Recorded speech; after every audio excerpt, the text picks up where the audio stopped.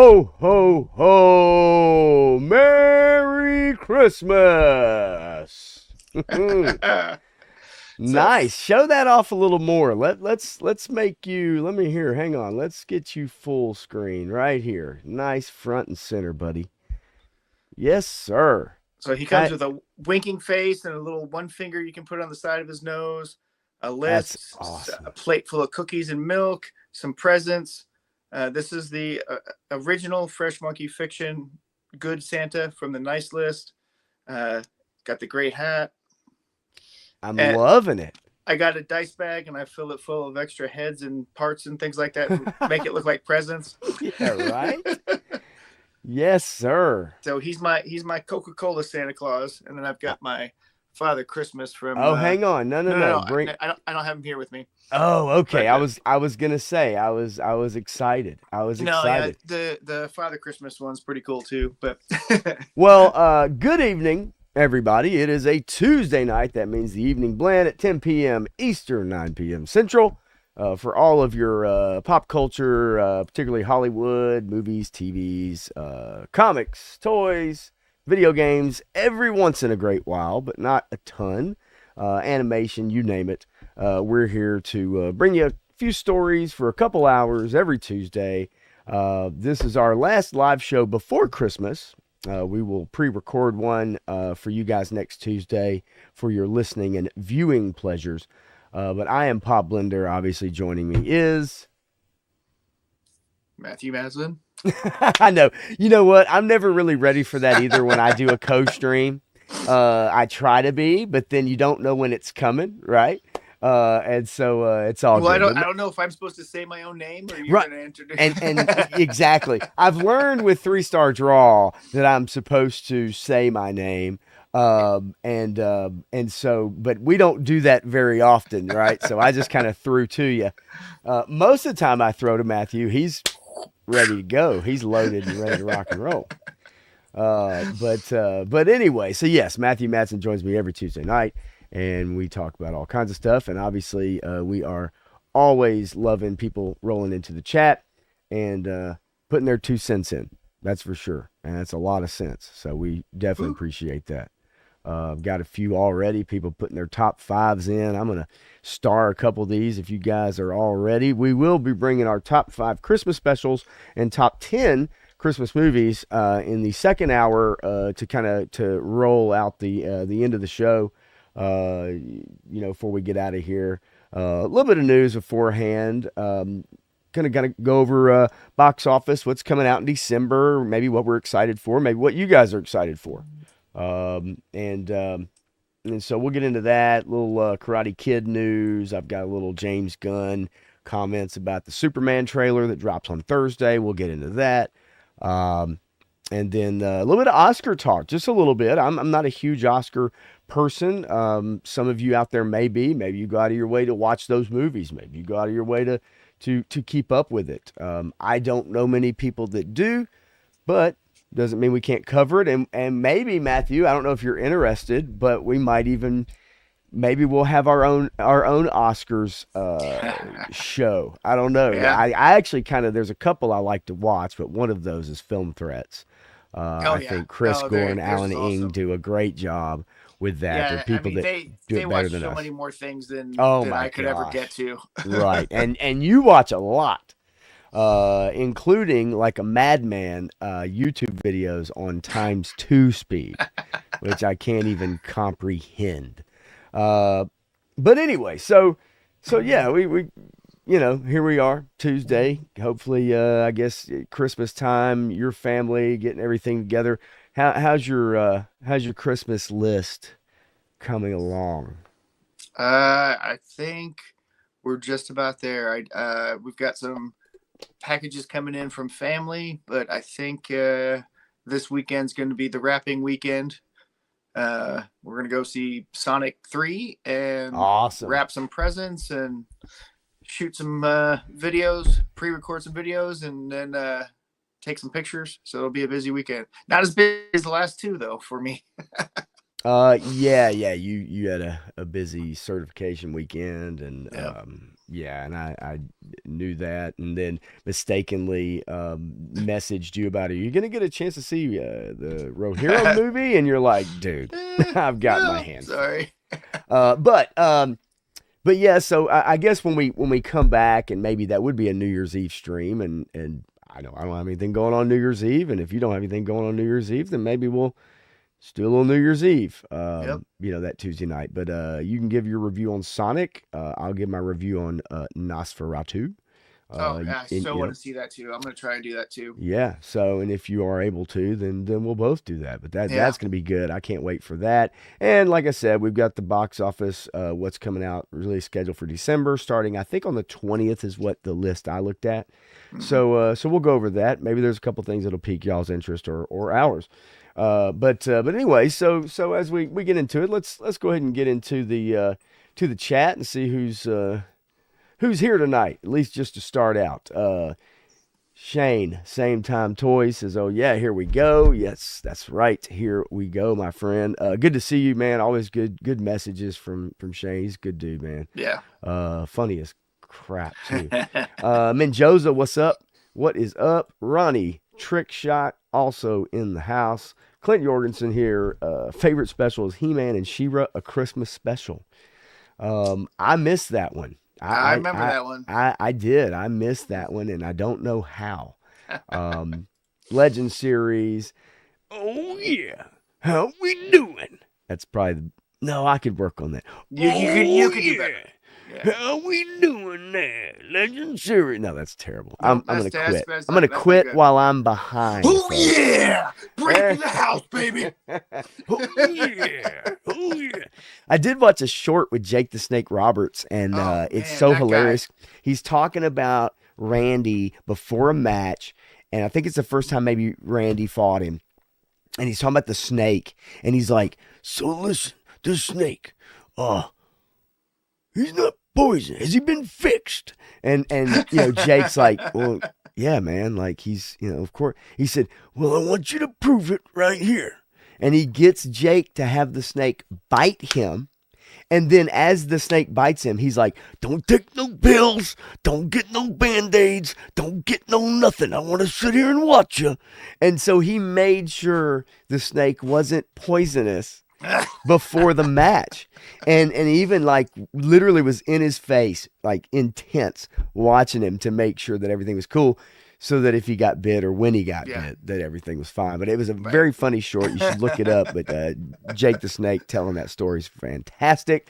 That's Three awesome. star draw is here. Probably working, getting down that top 10 list that we're going to do on next Sunday coming up. We're going to do a combined top 10 G.I. Joe classified figures list of the year. Eric Thurman is in the house, probably cooking up something awesome on his break. Not cooking up on his break, hopefully. Wraith Mace is here. He's the hammer. We're the hammer, and he's been banging out some just amazing videos, getting a lot of views, and about a show that I'm going to bring up again here in a little bit because I've been continuing that show. Let's see here, real quick. Boom, boom, boom. Rolling down the list. I probably missed a couple of people. Gun Bunny Customs. What is going on, Gun Bunny? Um, let's see if I'm missing anybody at the moment as we get a few more people roll in. Turk Murphy's.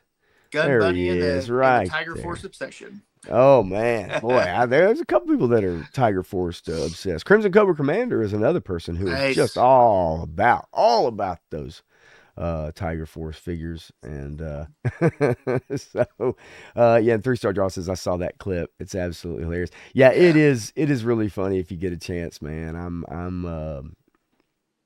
I came across it. I have no idea how. Wraithmay says, Matt, get some Warhammer.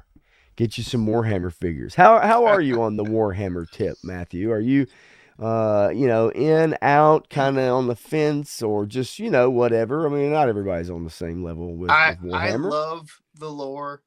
I've been a fan since the early '90s. Mm, I had a lot of the pewter miniatures before they even went plastic that I painted. I never really played the game. I okay. love the aesthetic and I love the story. and so I like to see media on it. I like to play the video games, Space Hulk, and the ones I can find that are awesome Right. because it's so cool.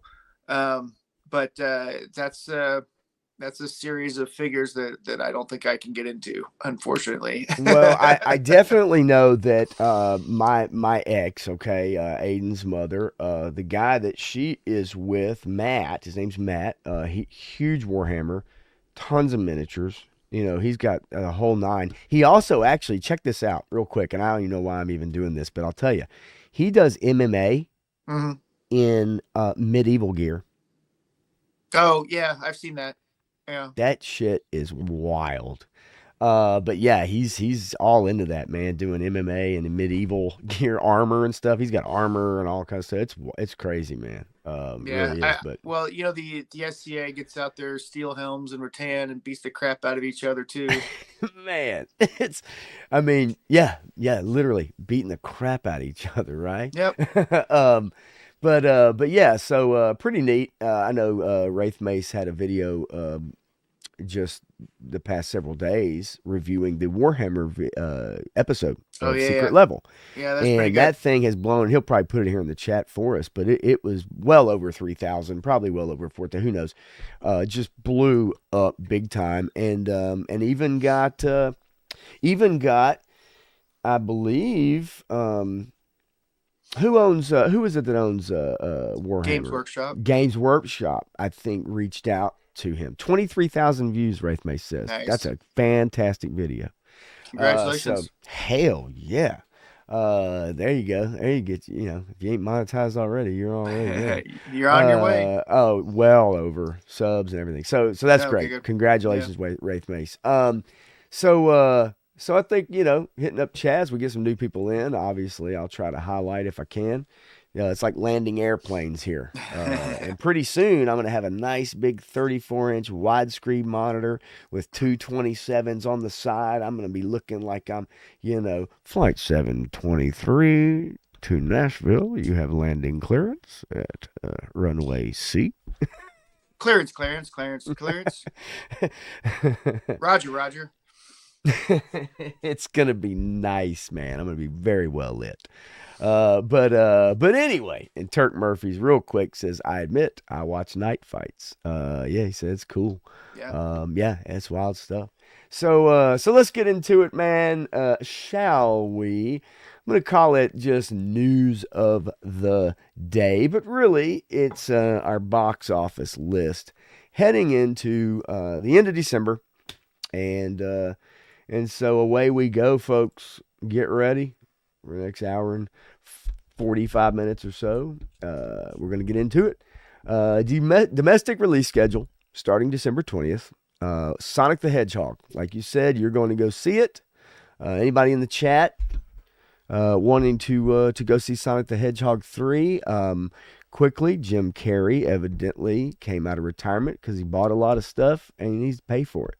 And that's why he's been back making movies after kind of a layoff for several years.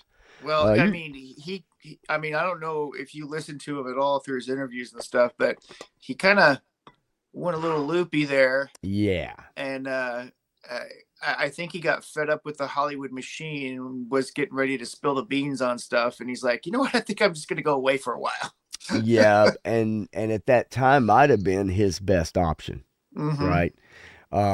Because a lot of people who maybe were not enamored with the way things were going in Hollywood, they've been in it for a while, they see the machine, right? Like you said, just kind of like, hey, I need to take a step back, maybe move to a different state.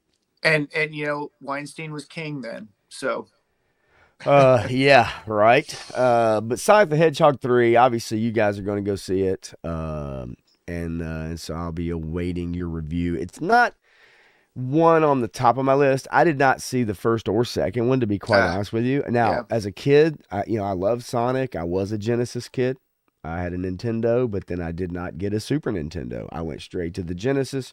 Mm-hmm. And so it took me a while to come back to Nintendo, really probably with the Wii.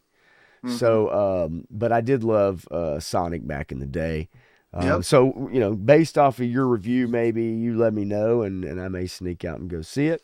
Yep. Also, The Brutalist. Don't know a whole lot about it. Adrian Brody, though, Felicity Jones, Guy Pearce, names from years ago, right? Yep.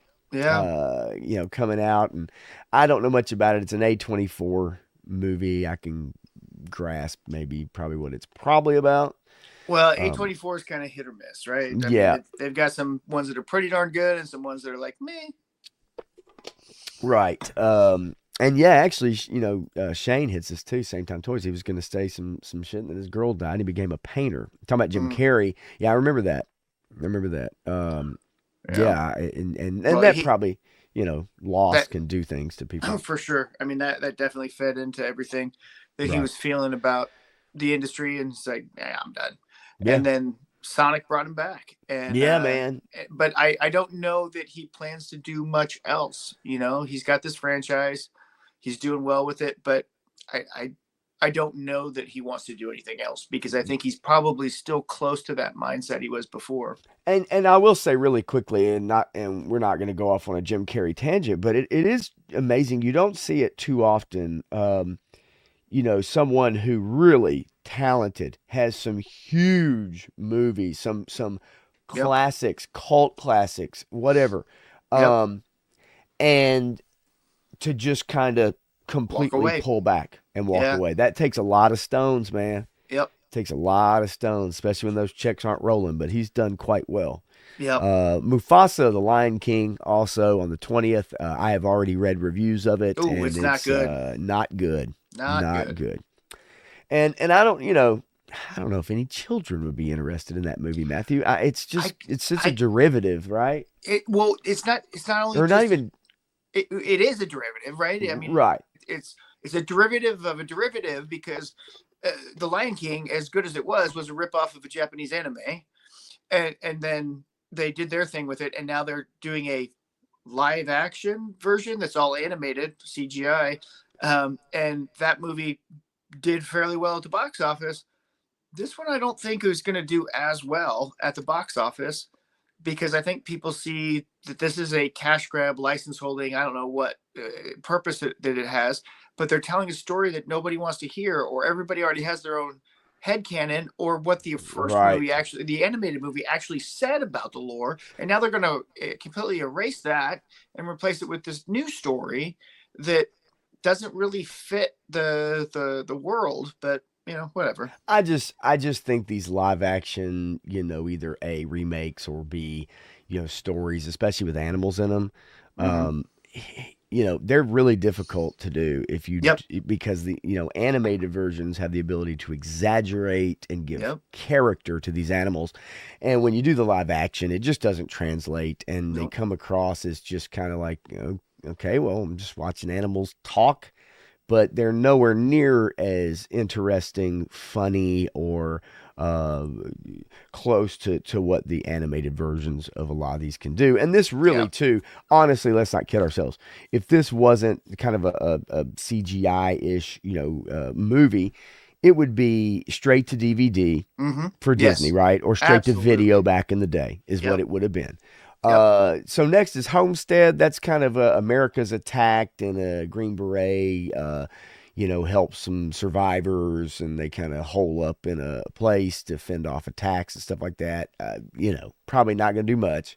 Yeah. Baby Girl. That's Nicole Kidman, crime Mm-hmm. mystery thriller. Don't know a lot about it. I have seen a couple articles here and there.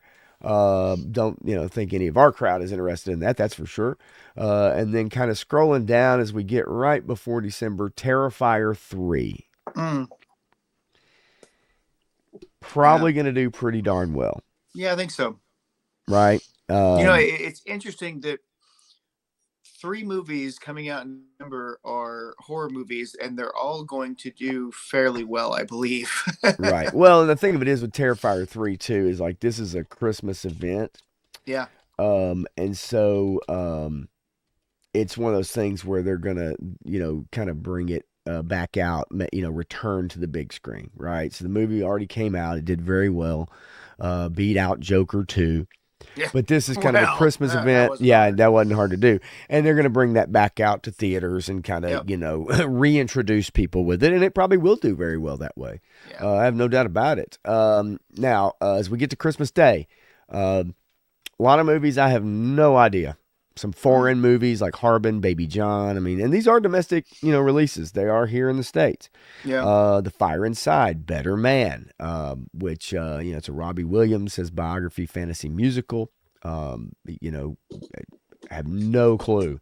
But the one I'm interested in, folks, and the one you're probably interested in, Punk is with going toys. to be Nosferatu. Let's see. There he is. What's going on, Punk? With his usual greeting. Hello, fools. I really hate though. We're gonna blow it up in here. There you go, baby. I've got mine. I don't know if you guys can see it, but it is on my sign back here. I've got my sticker in the top right corner for me. But from him, he sent me some in the mail before Joe Fest, actually, which was freaking awesome. But Nosferatu. Man, I'm stoked for this. Yeah. I really am, man. I've read nothing but great things. Nothing but great things. Hello, Now- Viper Scout. What's up, Viper Scout? Now, Um, did you see the Midnight's Edge revamp of the original 1922 Nosferatu? I actually have not, and you're talking about like the Midnight's Edge channel, correct? Yes. Okay, I love those guys, but for Yep. some reason they are not showing up in my feed, Mhm. and even on my subscriber list, I got unsubscribed to their channel Yeah. by YouTube. So the Nosferatu came out on their other channel. So Okay, yeah. they have it. They have an alternate channel, and it was specifically for releasing stuff like Nosferatu and things like that. So they kind of remastered it. They put an orchestral soundtrack to it and Oh, wow. redid the title cards, cleaned up the picture, and they did a really good job with it. And it's a 1922 silent film, and it's pretty good. But it gets me really excited about this new one that's coming out because I think it's going to be awesome. And from what I've heard, some of them have seen it, said it's pretty good. And just so people know, that is a let's see, let me cut that down so it's not blasting my ears. I know you guys can't hear it, but evidently that is a production on their Midnight's Edge retrospectives and That's it. classics, right? Yep. This particular video, for those of you that might be curious, this is the 1922 4K full movie, Midnight's Edge 2024 edition. I encourage anybody to go check their channel out. They do really, really good work. And are funny, they're just funny guys. They're good guys. They have some great guests as well. I don't always agree with Tom, but I don't always agree with Tom as well, but I hope I cannot think of his name. But I like the Norwegian guy. you know what? As I was sitting here trying to remember it also, Yeah, right. as I'm many sorry. freaking I've watched him times, so many times. as many times as I have, because it's even this video music, feature music by Tom Connors. Mhm. And I'm sitting there and I'm going, okay, all right, come on, he's gonna come up, he's gonna pop up. And it's killing me, but I'm with you, I man. know. I'm with you. But I do like Tom. I just don't agree with him all the time on stuff. Yeah. But nah, they have a good channel. They do a afternoon stream and stuff like that. Andre, yeah. Andre There we go. is the Norwegian fellow. Yeah. Yeah. He's awesome. I agree with a lot of his takes. Mhm. And his deep dive and love of Conan, Cthulhu, and this yeah. kind of stuff is truly phenomenal. So Yeah. I like to hear what he's got to say. Well, I'm excited, and I need to check that video out. I didn't even know it dropped, so I definitely want to check that out. Todd C's in the house. What's going on, Todd C? Good to see you, my friend. And so Nosferatu, Christmas Day. What a great release date for this movie. 2 hours, 13 minutes. Nice, tight. I'm okay with that. I'm okay with a 2 hour, 13, 15. Once we start hitting that 30, or 3 hour mark, that's when I start getting, unless it's just an epic tale, if Mhm. it's a Lord of the Rings or it's something that warrants that. But yeah, I am, and I remember my dad having the VHS tape years ago, and of Nosferatu, that version, and Was it and there's that one or was it the 1970s version? yeah, Because I think I know he had the '70s, but I could have yeah, swore he had the silent one. okay. And That one was a lot harder to get a hold of because there weren't very many copies of that made, even in VHS or DVD times. really, Yeah, no, the 1970s version is the one that got copied more often. sure, definitely, but I remember, and it could have been I just saw it, Yeah, as a kid, right? Just saw it on television, cable, something like that. something. Yeah. And just didn't, and never. But it seemed like I remember that cover or whatever. But no, my dad was not a collector of any kind, and therefore probably not all into the original Nosferatu. I don't think. Hey Real man, quick, I've got M and Metropolis and all kinds of that's German what expressionist films from back in the day. I.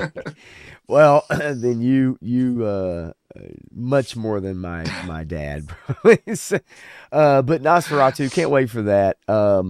Let's see, anything else that's kind of There was hitting that one the other one. meter. Let's see, on the The 25th. on the 20th, we haven't talked about it. A Complete Unknown with Oh, Bob Dylan. yes, that's right. Well, that's so I'm not even seeing it. There it is. Boom. There we go. Bob Dylan. Now, are you a Dylan fan? Okay, so I like his writing, his Okay. songs. There's a couple versions of his songs that he did that I appreciate and I do like, but I prefer when other artists take his lyrics and music and put their twist on it, and those versions of his songs I generally like better. But he was an amazing writer, poet, philosopher, whatever you want to call him. So I'm super excited about this, and Timothy Chalamet has been killing it lately with most of his roles. So I'm really looking forward to seeing how he does Bob Dylan. He was on College Game Day. Yeah, He was on College Game Day with Pat McAfee and Kirk Herbstreit and Nick Saban and all that. Timothy Chalamet promoting this movie, yeah, and I thought that was I had no clue. I mean, of wow. course, I mean, it's Searchlight, and I don't Hmm. know who owns Searchlight or if Searchlight, is its own, but nonetheless, yeah, he was on College Game Day. I thought that was such a clash of whatever. Yeah, look, I'm not a big Bob Dylan fan. I never have been, even since childhood or after learning music, playing drums, playing with different bands. Not really my thing. As a writer, though, if you Hmm. take those lyrics and you put them down on paper and you Yep, read them and stuff, yeah. yeah, That fascinating stuff. that's why I Absolutely. really like Hmm. his stuff. Yeah. Because I believe he wrote the Mighty Quinn, which is who Quinn the bounty hunter, the Eskimo Inuit from Larry Hammond's GI Joe run came from. Bullshit. No, Bullshit. seriously, it came from that song, and then uh, What? what Manfred Man or somebody. There's a couple metal versions of that song that are Okay. epic and Really? definitely worth checking out. I had But yeah, no idea, dude. have you ever heard the song "The Mighty Quinn"? I don't think so. Okay, well, I mean, the song is called "Quinn the Eskimo," Man, I mean, the come on. It Mighty couldn't Quinn. be any more plain than that, right? Yeah, Here, I'm going to write it down. you got it. Uh, There's several different versions out there. There's a metal version. Manfred Uh, Man does yep, one. yep, yep, Okay. yep. And so there's a couple Good. like rock metal versions, and then Bob actually, I believe he did a Wow. version too, I'm uh, gonna I'm gonna look but it up. it check it out because it is the origin story, the basis of Quinn the Eskimo, the bounty hunter from GI Joe. That is freaking wild, but I love that, right? I mean, and I love stories like that. Hang on, there it is. I was trying to highlight that. You and I kind of went for the same one. Punk says even I know that song. You know what? I know a lot of songs, and I mean Yes. a lot. Yep. Um, but I just can't recall it. Now maybe once I hear it, I'll say, oh yeah, of course I've You, heard that. it'll probably come back to you because there's something about that song that you're like, oh, I have heard this before. Okay, and Ronnie Trickshot here, who I definitely want to say hello to, says, "Come without, come within, you'll not see nothing like the mighty Mighty Quinn." Quinn. That's it. Damn. That's the chorus, Well, baby. okay, all right. I'm gonna have to dig into the mighty Quinn. That's pretty cool. So yeah, so anybody out there, Bob Dylan fan, biopic. I will say this. Um, Timothy Chalamet, I think is a fine actor. I think he's good. I think for the right parts, you know. Mm-hmm. Um, there were some questions, maybe, maybe with the Dune casting, even. But he's good. I, He's I a good actor. I never heard any questions on the casting No. because no, because Paul Atreides was 14 years old when he went to Dune. Yeah. No. I know he was young. I just remember seeing a couple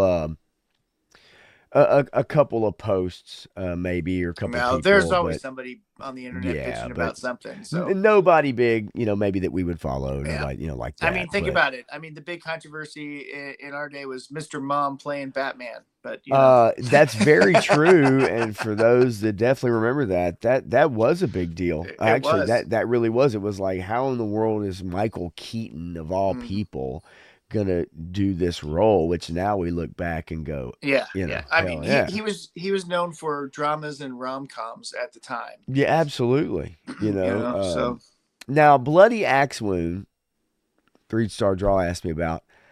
Man, I got to tell you, boy oh boy, this is Abby Blade Cut's family business, a video store. Okay, great. Has thrived by disposing of teenagers to mimic horror movies. Also, somewhat sounds interesting. As the first female. Okay, wait a minute. As the first female slasher, she battles gender bias while realizing the harsh realities behind the mass murders. wait, Okay. wait a minute. Wasn't Jamie Lee Curtis the villain? And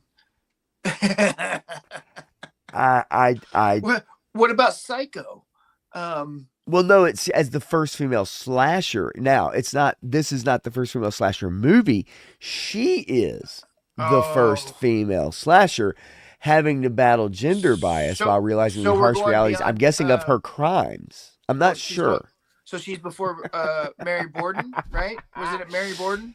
Yes. Lizzie Borden. Lizzie Borden. Yeah, So, yeah, Lizzie so Borden. here's the deal. So, evidently, the family's probably had a video store. They probably, uh, you know, take in teenagers, they kill them and then dispose of them, and maybe she's the first woman in the family to have the job.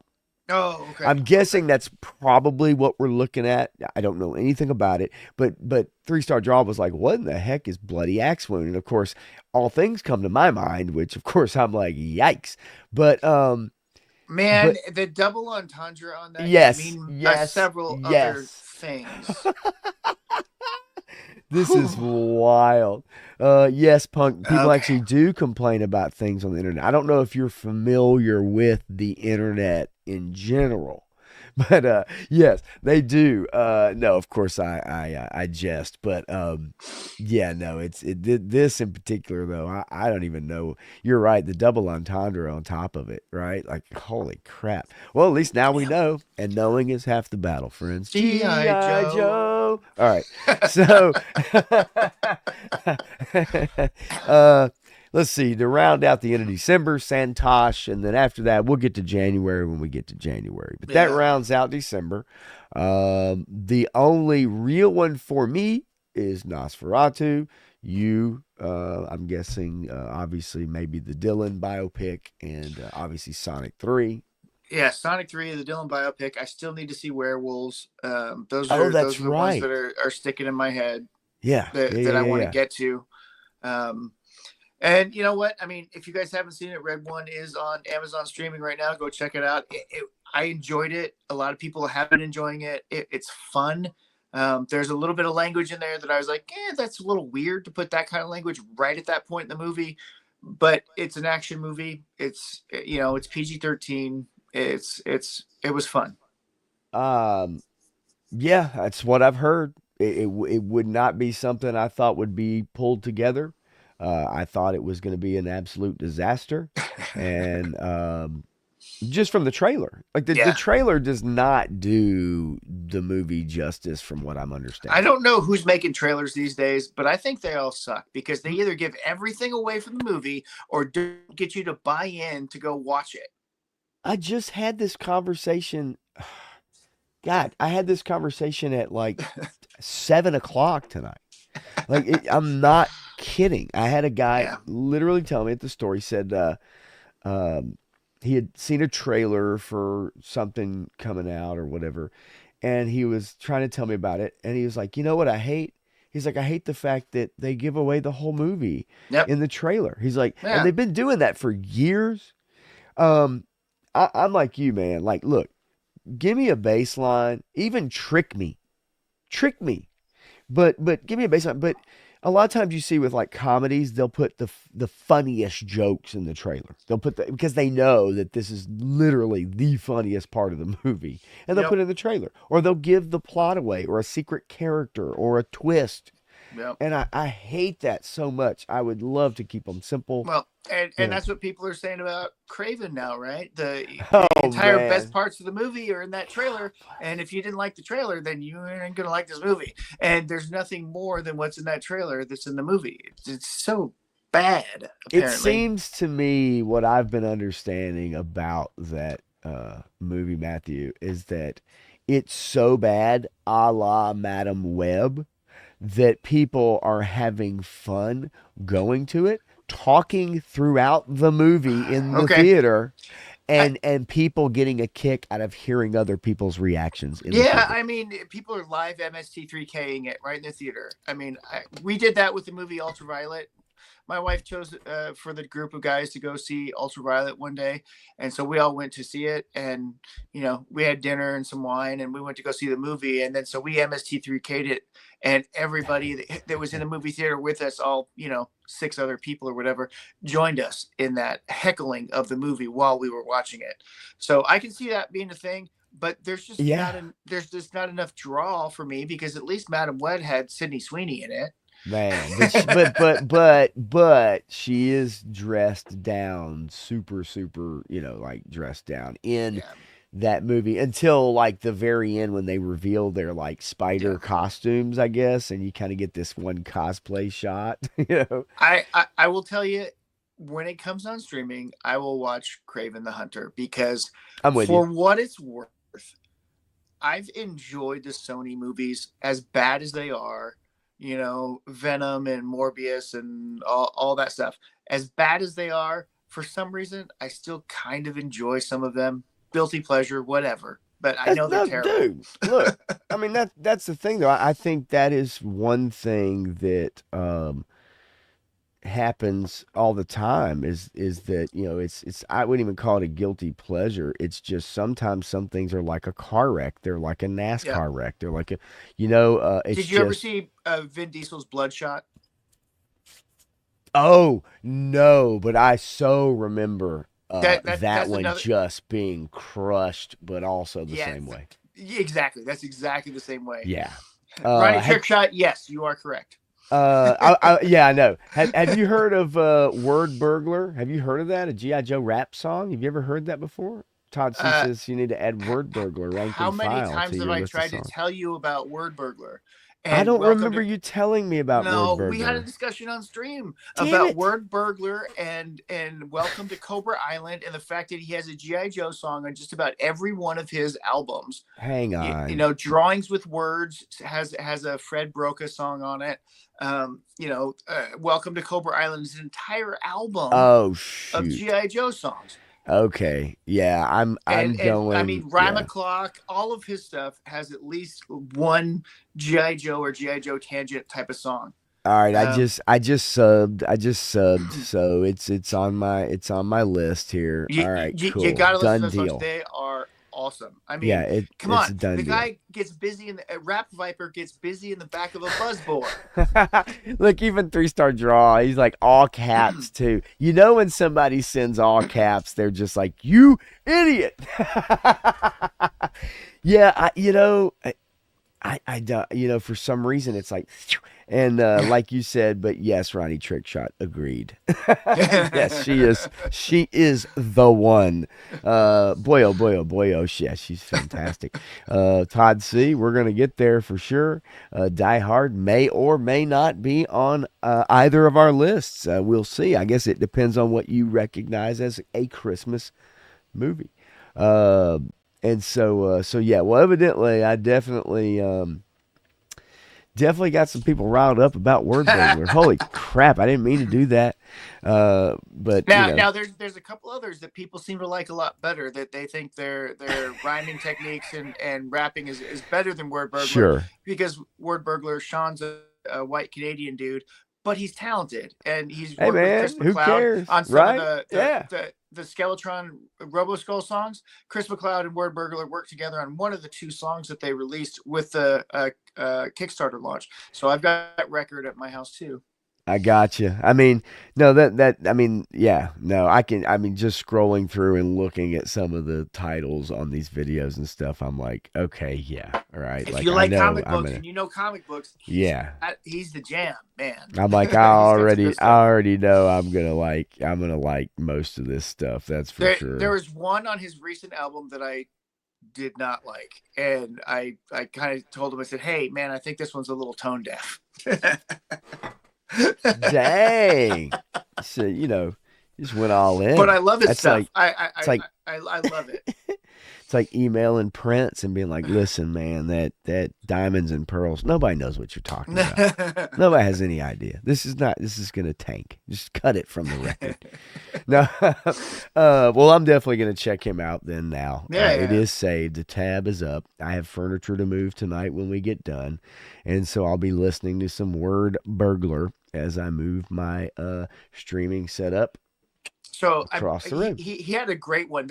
Probably the first one of his that I heard was "Where's my at?" Oh, stop it. So the whole song's about a dude loses his at, so he's going around. Where's my at? Okay. So two things. One is the bad lip reading ones with the my stick, the Yoda and Luke Skywalker, like those stuff. Those crack me up still. Yep. Even if I hear it now, I Right. absolutely just lose it.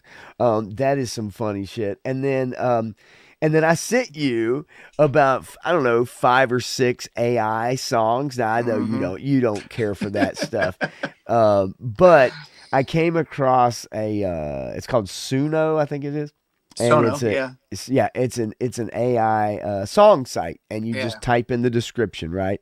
And I've probably made about 14, 16 because it does 2 at a time. It gives you like 2 different versions. Gets And so addictive. it is. And I've done like 14 or 16 versions of like, um, intro songs, right? Or just Mm-hmm. whatever. And some of them are not half bad. Yeah. Now you can tell they're AI, obviously, Yeah. but some of them are not half bad. Some of them, yeah, it's like, okay, I wouldn't even listen to this.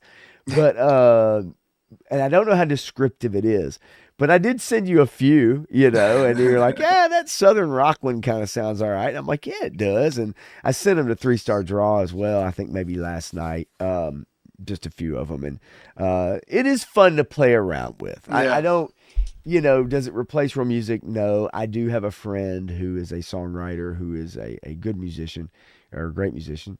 And I thought about asking him if he could write something for us. So I was hoping maybe he'd be That'd able be to come up awesome. with something. He could give me the track. I can add the drums to it and have his roommate Phil add the bass to it. Maybe having a cool Oh, original that would be song amazing. that That we would be could awesome. have. I would So love it. that's kind of something that I'm working on. I talked about it Nice. today with him. So that would be neat. And then we won't run into the problems that Punk has run into after, oh, I don't know, how long of having a theme song, Yeah, right? it's really interesting. So, and I think that that library might have gotten purchased by somebody or something. I don't Yes, know, but yes, and it happens. it My does. video, for instance, I think on a unfiltered stream on a Friday night, I happened to show Game of Thrones, and it just Mm. happened to it was I think a video game or something, and that video got blocked in Belarus, Russia, Mm. because someone owns the rights to that song in Belarus, Russia. Hey man, did you ever see the movie Tetris?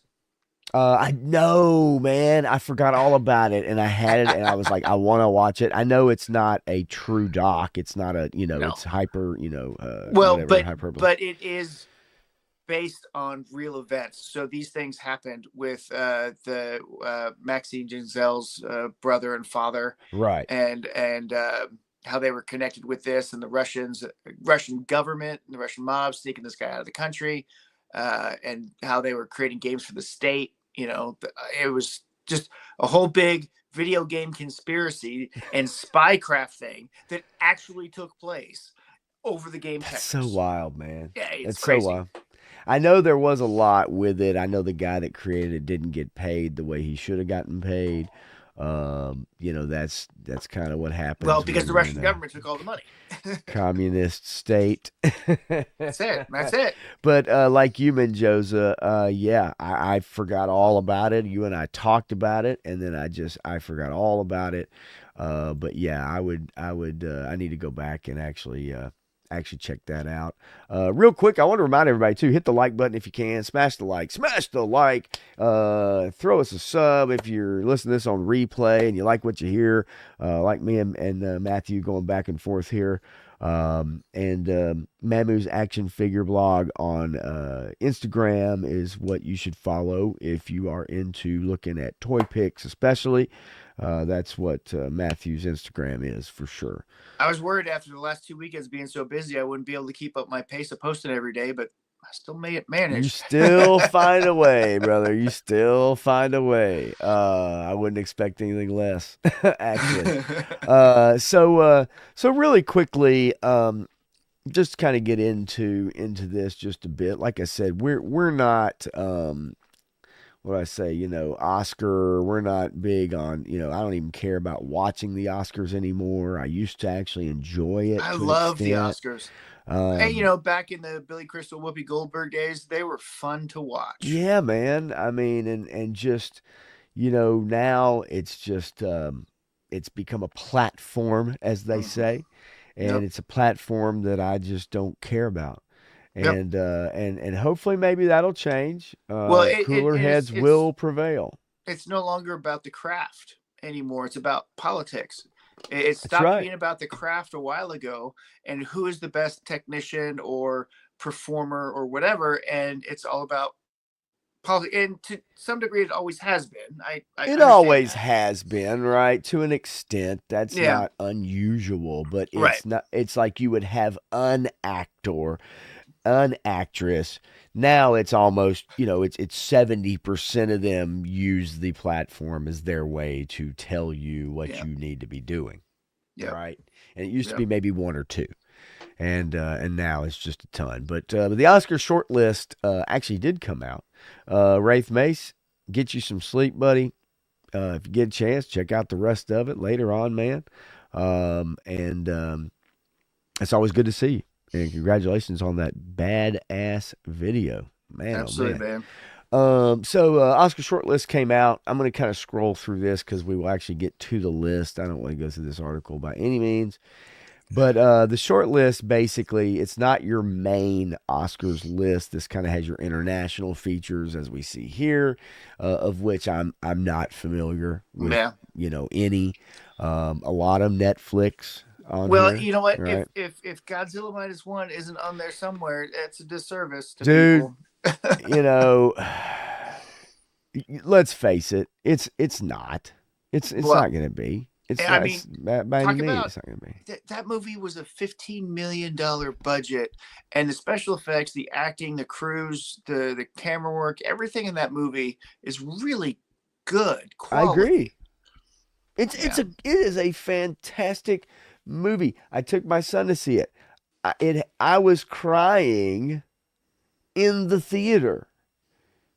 during the Yep. movie, and I had to Oh yeah. sit there and play the whole game about like, and kind of turn my head and still, and it's like, whoa. Yeah. But yeah, no, I that's it hit me like that, say Yep. what you will. Dreadnought K6, what's up, man? You know what? What's up, Late, brother? better late than never. That's what I always say. And well, no, I don't always say that, but I do say it in this particular instance. So yeah, no, great movie. It should be. It should be. But as you Yep. know, Yep. it's not. It doesn't fit their criteria, Yep. even though it did very well on its budget, but also crafted a fantastic story. Yep. And it just happened to include Godzilla. You know, documentary feature. Do you know any of these on this list by chance? I Black haven't Box seen it. Diaries, Commandment No. Shadow, Dahomey Daughters, Ernest Cole, Hollywood Gate. That's something maybe I'd like to look up to see. I don't. None of these really ring a bell for me, No. to be quite honest with you. You know None of what? them at all. What blows me away is that the John Williams one isn't on there. Um, The Frank, the uh, Oz, the Frank Oz, not yeah, or Jim Henson rather. Jim Jim Henson Henson. one. Yeah, Jim Henson. I mean, the Jim Henson one and the John Williams ones were phenomenal. Yeah, they're And great. you talk about how those two men changed film. You would think that they would be a little more interested in their documentaries and how well they're done to put them on a list, Yeah. of some kind. They should at least be on this list. Yeah, no, it's maybe it doesn't focus on a political strife of you know women in the Middle East, or maybe it's Yeah. the sheep herders in Ireland. I don't know. It's, Yeah, and then what's the difference between a documentary and a biopic, well, right? I that, mean, there's yeah, a whole bunch of right, stuff there too. But these were actual documentaries because it included yes, the actual people. So yes. But we get to original score, and so then I start to kind of pay attention a little bit. yeah, yeah, Okay. yeah. And Who's I'm got? thinking, okay, what do I know? We see Trent Reznor, we see Atticus Ross on this list, we see Hans Zimmer on this list, right? Yeah, That makes sense. Alvin Silvestri is on this list. of course he is. Yeah. Any of these ring a bell for you? As far as obviously Gladiator 2, which I did not see. Yeah, But Inside Out 2 is nominated. yeah, Moana 2 is on here. yeah. Uh, let's see. Saturday Night. Wicked, I think, will probably win. Wild Robot is on here for original score. That's an original score for Wicked. That's amazing that they didn't already have that done in the musical. But okay. Yeah, I agree. Wild Robot, though, do you remember anything about that score from the Wild Robot? Well, so I've only seen it once, and I was engulfed in the story, so the music, I didn't feel the music per Yeah, se. yeah, It's not like a Superman or a Star Wars or John Williams piece of music that just sure. speaks to your soul every time you hear it. Right. Well, yes, absolutely. Furiosa is on the bubble, I guess. That's Did you see that? no, man. I Mm. love some Mad Max. I did like Fury Road. Yeah, I did At too. at least he was in it. Yeah. I just Well, it people doesn't speculate he's it in this one too, but yeah, it doesn't, that story doesn't interest me. yeah, I I agree. don't need to know about Furiosa's past. I just Yep. don't. You Yep. know. I'm right there with you, and Yeah, man. and we wanted to watch it. My wife even brought it up one time, and I was like, I just don't feel like it. Right, right. Yeah, no, I get it. I mean, um, I wish I could say different. If I saw it, maybe I actually would like it. All right. So that's the chance that you take. Obviously, maybe watching something, right? And Menjoza, I think Fury Road was a pretty good movie. I mean, I enjoyed it. I'll rewatch that in the series of Mad Max films. I mean, it doesn't exactly feel like that's Max, but I enjoyed that movie. I just I didn't did have a too. desire to see Furiosa. Yeah, but I did enjoy Fury Road for sure. Yeah. Let's see, original song. If this was 1984, we'd see Purple Rain on this list. And maybe St. Elmo's Fire. I don't know. Anyway, Oof. Yeah. um, so we've got Elton John is on this list. Robbie Yep. Williams, Trent Reznor. I'm not really seeing a lot See, in here that I know. I That haven't I been a really big know. fan of Trent since he hooked up with Cheryl Crow, and Yeah. Listen, was he that lost his edge. 95, 96 or something? Oh I think he gosh. lost his edge around then. Yeah. Stop becoming the depressed emo and realize You there's more to you life. you hit it on the head. You hit it on the head. Original song Joker Folie à Deux by Lady Gaga is also on Well, there. good for her, but yeah, no. Good for her. Makeup and hairstyling, whatever. It's got your main big movies. It even has Nosferatu on this list, but Hey, then I it's hope Nosferatu about wins. I hope I do too. Nosferatu wins I also. do too, right? Dune Part Two, sound. Okay, I'll take Dune Okay, winning a bunch too. visual effects. Now this is one actually that most people on here probably would be interested in. Yeah, you should pay attention to that And one. real quickly, Clint Jorgensen says Robbie is the GOAT. Australia agrees with me. I know. Yeah, no, he is huge, man. Yeah. Yeah, Robbie Williams is huge. I did see that also, Clint. Last Showgirl, Elizabeth Berkley. Yeah, she reprises her role. uh, and Three Star Draw says Fury Road is fantastic. Fury Road is still a George Miller movie. It's worth watching for the stunts and camera work alone. I've heard that. And Nerdrotic, he actually likes it. He actually likes the movie. He, doesn't think it's the best, but he actually did enjoy it. So his opinion goes a long way with me, but I don't always agree with him on everything. Visual effects, Alien Romulus, pretty good. I did watch Yeah. it. I mean, It was pretty good. they did enough practical and they mixed it well. Yes. So I mean they did a good job with the special effects. It's about the best I can say about it. But That's about the best I could say about that. Better Man, I do not know anything about Better Man. Deadpool and Wolverine. I thought, good effects. Do you think they're better than Dune Part 2? I'd have to watch part two again. Yeah, yeah. Part one and part two. There's a lot of stuff going on there. And honestly, it's a lot of storytelling. So the special effects are, I mean, Secondary? yeah, they really are. Right. This is actually a pretty good list. I mean, if we're looking at, I mean, Dune Part 2, Yeah, I you agree. know, Furiosa's on Furiosa, there. Gladiator, too. Yeah. Kingdom of the Planet of the Apes. Did you see that Yeah. one? No, I want to because I actually like those movies. I do I do too. like those movies. No, I do too. But I think that the last one ended it so well. I was like, I didn't think there was a need to make another one. And it's because they want to tie it Yeah, back around to the original. They want to tie it back around to that. And so by putting it farther in the future, right, this most recent one. But yeah. I like those movies. I think that they've been very good and captured my attention. That's for sure. Now here's the thing. Okay, we just talked about Godzilla minus one.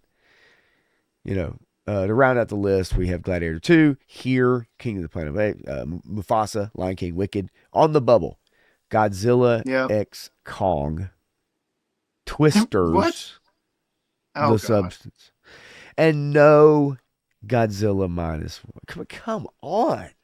Like, seriously, on that budget, the effects Uh, in that movie yeah. were fantastic, dude. Like, fantastic.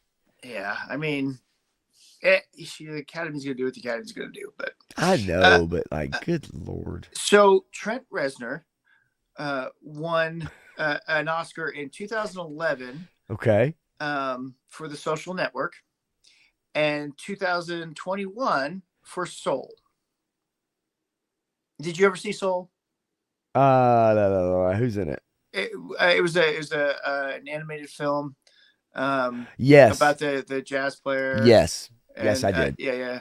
I I did. thought that was pretty good. But Yeah. yeah, so Yep. he wrote a song for that one too. So The Social Network and Soul. That just doesn't sound like the industrial emo punk that we It remember. does not, but I do remember him doing the soundtrack. I mean, Joseph says he didn't get an Oscar for Oliver Twist. No.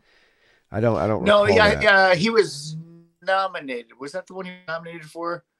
Mm, No, that was Girl with a Mank. Dragon I don't think he Tattoo. was even nominated. No, I don't think so. No. The only ones that he won Oscars for, he may have won other awards for him. I don't know. Okay. Well, on the Oscars tip, we'll move through this list, briskly, I guess, but because a lot of these movies, I don't know, I Yeah, really I don't, mean, and there's so many movies that come out. It's hard to keep track of them for sure. best picture, Anora, The Brutalist, A Complete Unknown, Conclave, Dune Part Two, Nickel Boys, A Real Pain, The Substance, and Wicked. Out of Oh, now, these are oh, predictions. yeah, Okay, yeah, yeah. now there may slip one here or there, but these are probably the ones that are going to be on the list. I don't doubt it. I I don't know. I mean, I can't give a prediction. I don't know these. I mean, No, maybe I should make it a point to watch them all to I figure it couldn't out. make a prediction, but I will say that out of all of those on the list, I hope a complete unknown wins. Yeah. I mean, just looking at overall, I don't think Dune Part Two stands a chance. That's for sure. I don't I think just so don't. either. I mean, as good a movie as it was, it's not something that moved the needle Right. for anybody. I don't think. If you were a fan, you were going to invest it. You were going to go see it. If you like sci-fi, if you like Dune, whatever, it's still that niche audience, and that's Right. fine. That's Right. fine. And it was good. I don't think it was exceptional. No. You know. No. As we move to best director, again, I can't, I can't speak to this, right? Just a few films. John Chu for Wicked. I mean, is it that good? Is Wicked that good? Like, is I it don't know. Oscar worthy? Like, I I haven't don't know. heard that. Well, okay, so everybody who talks about it will Golly. say that it was a well-made movie, and this is Okay. John Chu's expertise. Right. His specific expertise is in dance musical movies, right? So him doing GI Joe was a really That's, weird thing, but yeah, that's he did true. the one silent battle scene really well. The battle scenes and stuff. So he had the choreographed thing. He actually got action Yeah. figures out to do all that. So I know he's a geek. I know he would have probably done well with Masters of the Universe too, also. But Wicked, I I don't know because that movie clearly was not made for everybody, and that's fine. Um, Yeah, whatever. I mean, some of but these aren't made for but honestly, anybody. if you look at all of those movies there, I would probably head towards Conclave on that one. I mean, I at least know a little bit about Conclave. I'm like, well, that sounds interesting. So I don't know. Well, best director, and obviously, that's I mean, I'd part and like to see parcel him win. with the film. He's a good guy. I Yeah, actually like sure, John Chu, but sure. I don't know. Now, they have here triple stars, and that's I'm guessing what they're guessing is going to win. They have little three red stars. So, best. Let's see here. They're guessing also too that The Brutalist wins for best director. Actor: Adrian Brody in The Brutalist. Timothy Chalamet, A Complete Unknown. Coleman Domingo, Sing Sing. Jesse Eisenberg, A Real Pain, and Ralph Fiennes for Conclave. I've Um, never been a real big fan of Jesse Eisenberg. I'm just gonna you say it. know, I'm he's all right in my book. I'm not gonna go bat You for the put guy, Jesse but he's Eisenberg up against Timothy Chalamet, right. Adrian Brody, and who's the last one? The Ralph Fiennes. Ralph No, Fiennes. I'm sorry. Those three people are so amazing. Everything that they do, one of those three has to win that one. Well, doesn't Eisenberg almost seem like he plays the autistic, if you know what I'm saying, like odd character, weird Yeah, ball. Does that fit to where a lot of the characters he plays, maybe, or it seems like that's his style? he plays the same character every time.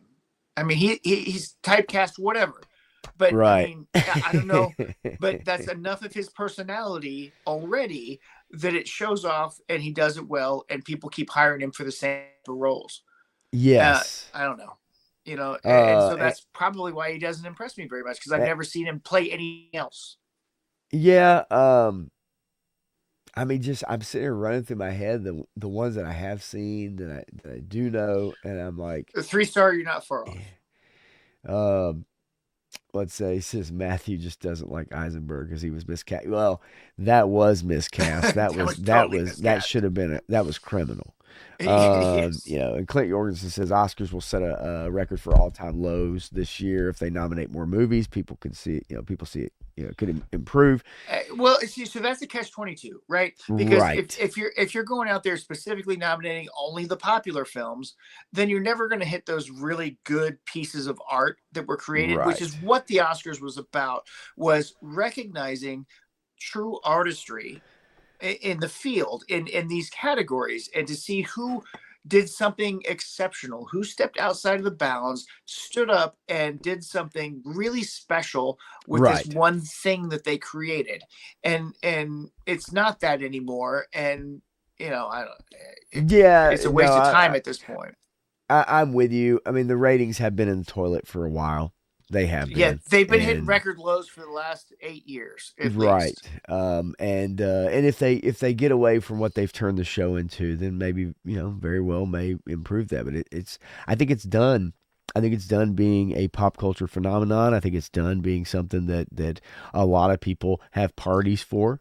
Yeah, There are I mean, people that it's still no do longer it. the gay Super Bowl because nobody No, cares no, anymore. and that's what it was called. Yeah, Yeah. absolutely.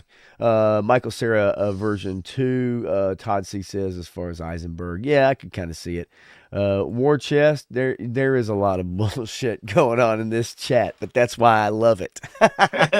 Nah, and he's just messing around. But good to see you, War Chest, always, man.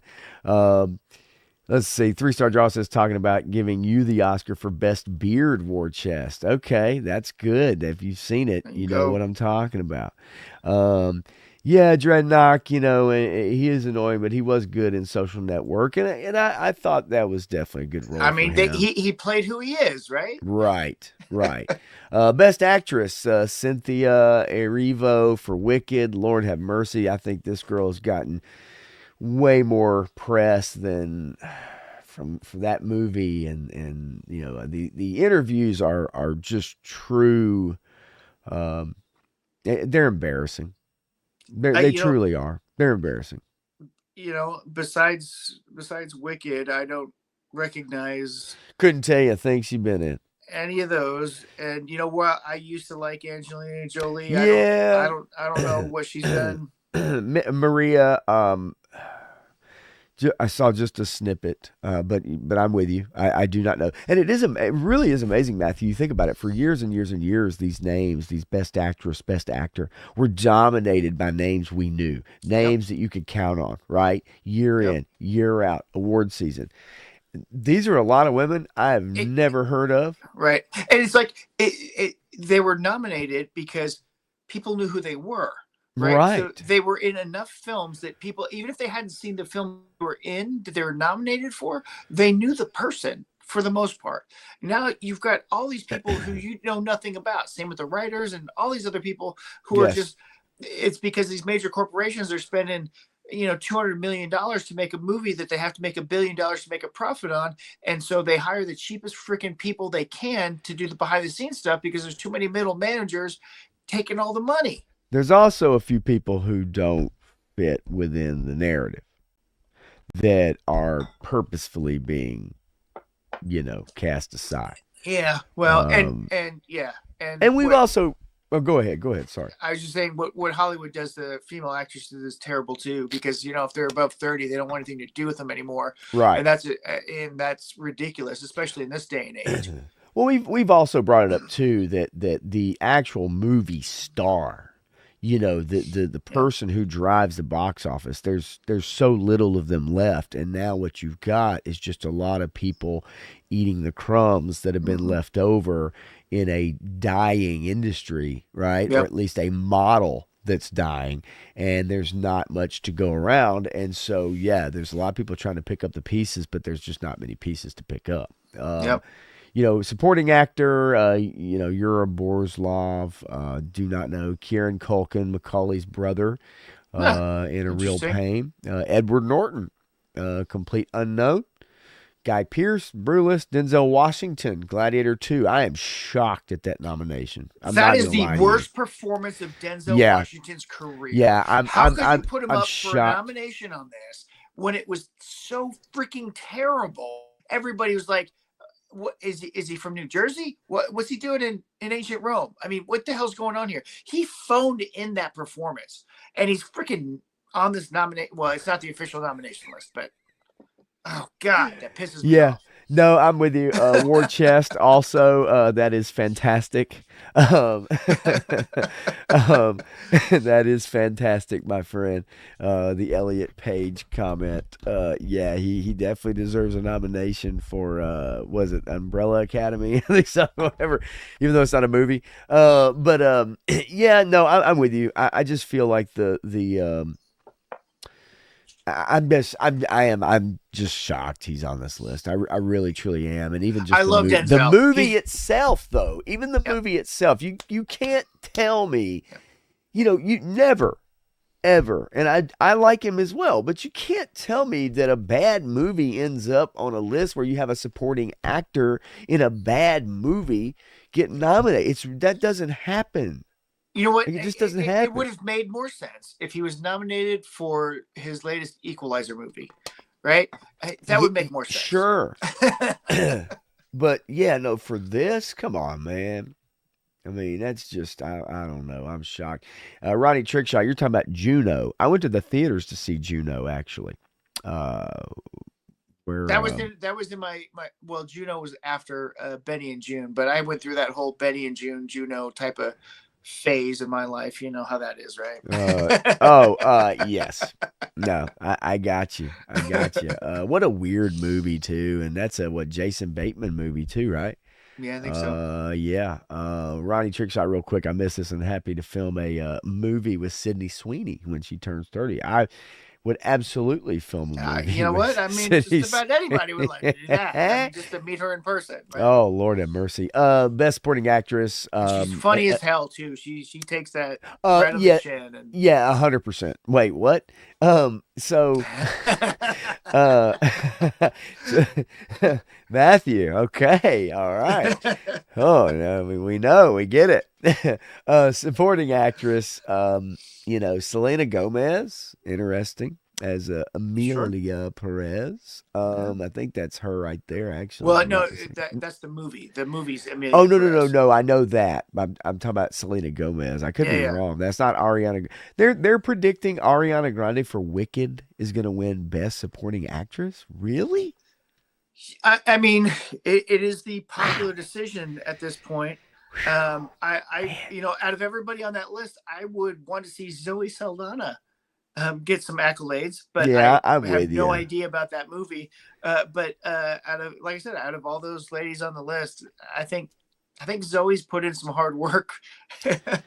Yeah, Yeah. And real quick to answer your question, Clint.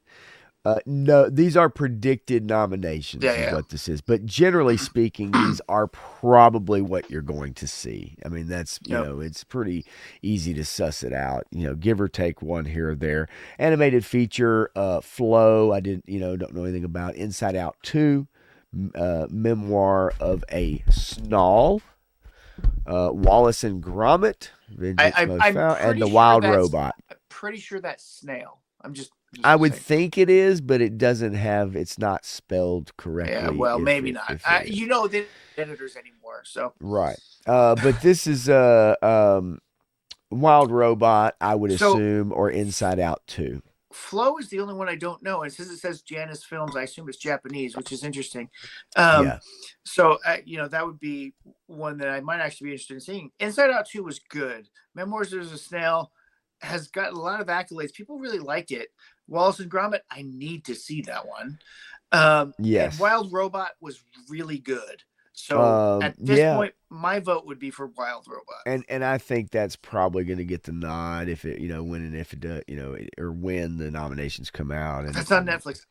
We got to check that one out. I got to Um, see that Wallace and Gromit one. yeah, and real quick too, just to address this Dreadnought K6, I am with you to an extent as far as maybe when we're discussing Gladiator 1 to Gladiator 2. And yes, I do agree with you to an extent with that, but also as well, yes, they did cut a gay kiss scene out of it. Denzel talked about it, talked about filming it, talked about it in the movie, you know, and obviously they decided it didn't need to be in there. It did not add to the story. Right. And so obviously that was cut. And so, but yeah, he's discussed that in interviews and stuff like that. So, but yeah, I'm with you. I mean, look, we see the checkbox system. I think we're going to start to see less of it because there's one thing that's king over everything, and it's called money. Yeah. And there's been a lot of it being lost, right? Oh, because yeah. of agenda and such. Well, and they're starting to pull that back around. Yeah. Todd Wild C. Robot did bury Transformers Yeah. 1, but I also really like Transformers Yeah, 1. you really did, man. You really did, and I need to check it out too. And I know it's out on streaming now, right? Yes, it is. Yep. I think it's on Paramount Plus. Okay. Well, I've got them all, so whatever. Yeah. I got them all. But Transformers 1 was a good movie. I wish it had done better in the box office, but Wild Robot was really good. Yeah. Yep. And no 3-star. I'm not saying I don't think Denzel went woke. I think it was just part of the thing. But even him talking about the scene itself seems a little cringy when he discusses it. But you also got to think of who he was talking to when he had that interview. Is this the gayest Marvel show ever made? The reporter / magazine or news rag or whatever that he was talking to was specifically skewed that direction anyway. Yes, so he would bring that out in conversation because it was relative to the conversation that they would possibly be having because of the format that they were in the magazine. Yeah, and you see that a lot too. I think a lot of the times those headlines, a lot of those things come out because yes, the questions are very baited. Right, they're baited questions, and they're very, very. That's right. And so and you see that a lot of these interviews recently, a lot of the ones that have come out that people have made fun of, that have joked about. You've seen it. There is an agenda there, and you're right, Matthew. That definitely was one of those type of interviews for sure. Yeah. Production design, whatever. I'm not going to spend much more time on this. Who's on production design? Blitz, The Brutalist, Dune Part 2, Gladiator 2 again, and Wicked again. Well, you know what? Wicked will probably win that one. I would think so. I think their production design was pretty darn good on that one. And I've heard nothing but. Now, Nosferatu's getting a possible nod for cinematography. That's what they're predicting here. We'll have to see. You know what? I hope so because I do too. I want to see it, so I want to know for myself. But everything I've heard about that thing has been really good, so I'm excited. Yep. Costume design: Beetlejuice, Dune Part 2, Furiosa, Gladiator 2, and Wicked. All movies we actually have heard of. Yeah. I'm kind of surprised about Beetlejuice getting a costume nod and not Gladiator wasn't on that list. It is on this list. Costume design. Yeah, Gladiator 2 is on this list. Furiosa, Dune Part 2, and Wicked. So yeah. To me, Beetlejuice is the weakest one out of those 4 films. Those 4 films have much better costume array, so to speak. But I don't know. Yeah, I mean, but at least this is one where it's like, okay, we've seen these. Yeah. Right. We've seen all these movies, so hooray for that. Editing, whatever. What's up, Joe fan? Hey, no, don't gloss over editors. No, Joe fan 84. Well, I mean, welcome. And we don't have the names though. I'd love to know who's editing. Like I love to know who's editing, not just the film and the who made the movie, but like who is the editor? Who's the person in charge of splicing? Is this Marshall Lucas? Right, but I mean, you're right. They should say the name, but it's a team of editors. Of course it is, but yeah. But at the same time, editing is such a major part of it. I agree. I like to see the ones that they think did a good job of throwing their movie together. And this is a predictions list, so we'll Yeah. see when it does come out. But no, I agree with you as far as editing being crucial. Yeah, it saved Star Wars. You skip the hairstylist too. Wait. No, here we are. Makeup and hairstyling. Melissa's all over this one. She's probably got this answer. Gary's Oh wife. yeah. You already know. Yeah, you already know. And I love the hairstyling right here on these monkeys, or apes or Apes. whatever they are. Beautiful, beautiful coats. Um, I don't know what else I can say about it. I'd spend an hour diving through that hair, in and out, swimming if I could. Sound. Yeah. Anything good on sound? Who's any Dune Part movies Three we've stuff. seen? Wicked's probably gonna take that. If I had to No, guess. you know what? It's Maybe not not. music, but It's not sound. music. Um, I and we're don't know gonna have what the to. fight scenes sound like in Gladiator 2. Dune Part 2, Dune Part 1 had some great sound in my Yes, opinion. they did. Yeah, and so I think Dune Part Two has a strong chance on this. What are they're saying? Wicked. Yeah, that Yeah. and that's probably true. I would haven't seen a complete unknown, but a complete unknown, Dune and Wicked, I think would be the top ones in there. But I don't know what subsistence is. Real quick, Daredevil Dave joins us here, and Clint What's Jorgensen up, has a bud? question too before we get back to the sound. He says, when AI starts writing movies, do you think AI deserves to win an Oscar if the film wins? No, I I, think all the I don't people that think contributed to the AI deserve the award. Yeah, and even then, I don't know if we're ever going to No. actually see that actually happen. I think that Hollywood is going to do its best We're to probably about five. minimize. Yeah, we're about 5 years away from it. And even if you get those films, I think it's going to take a lot to embrace that. Three-star draw Gladiator 2 sure is up for a whole lot of awards. I agree. I'm a little Way shocked. too many awards. Now, Way too many. this is a prediction list, so we'll Right. see. We will see. But if it was, if this is the case, I would be as well. Definitely.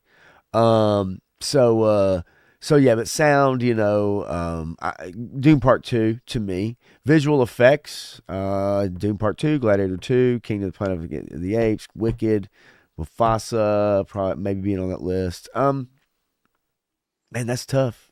Yeah. That's tough. They've done a wonderful job with those Planet of the Apes movies, though. To be able to do that with the tech and Andy Serkis and what he was able to do, and Yep.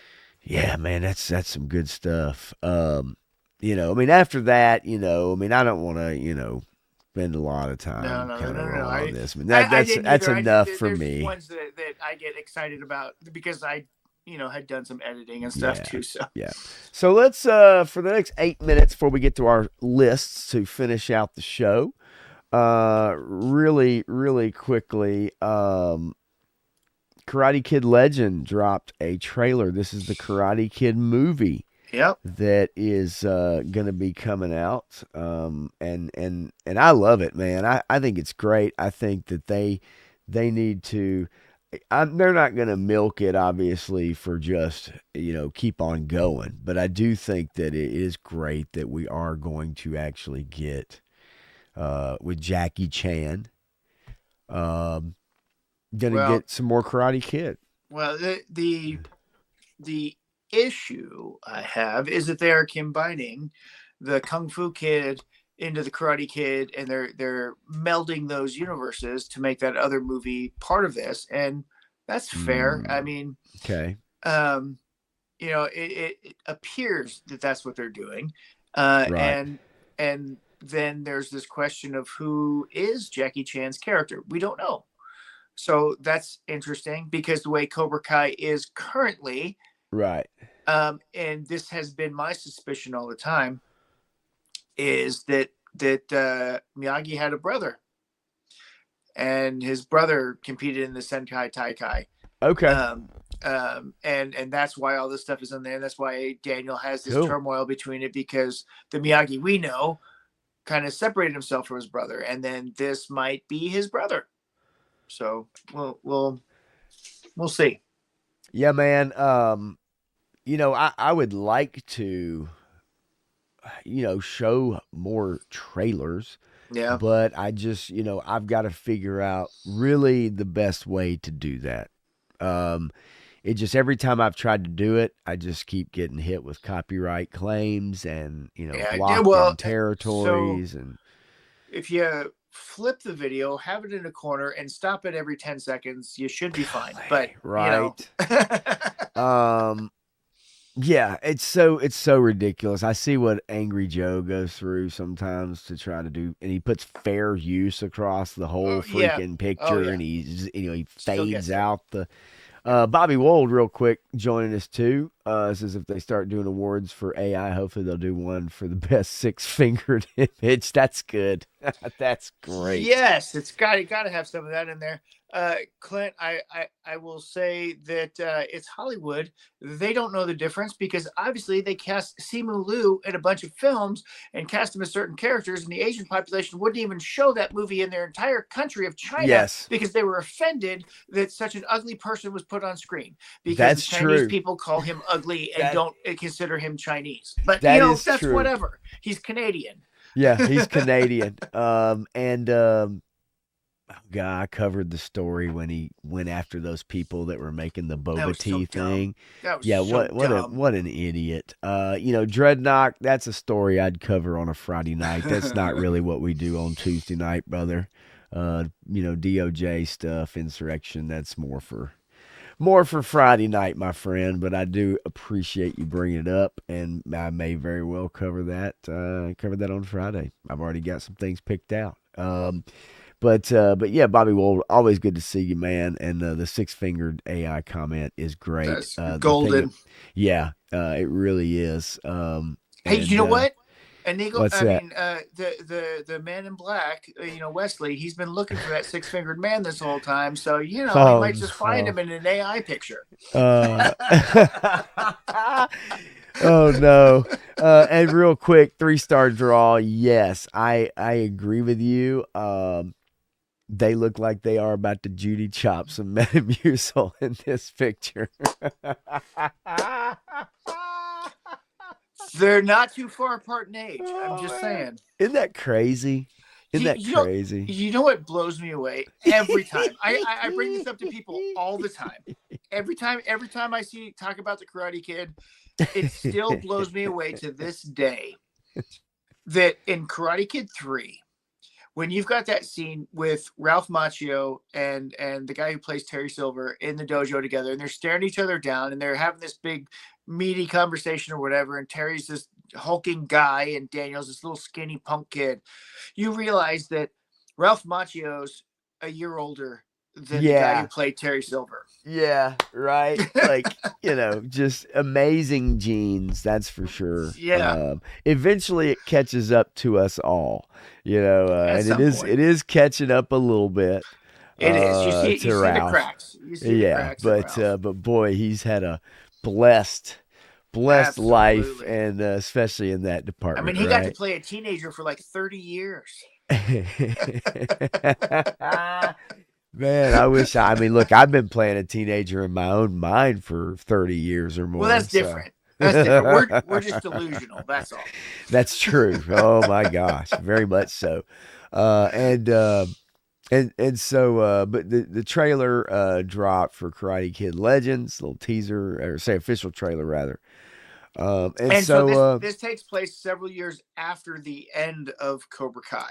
So right, the Cobra, right. however the Cobra Kai series ends, this is the next thing that happens in that world, according to the people that made it.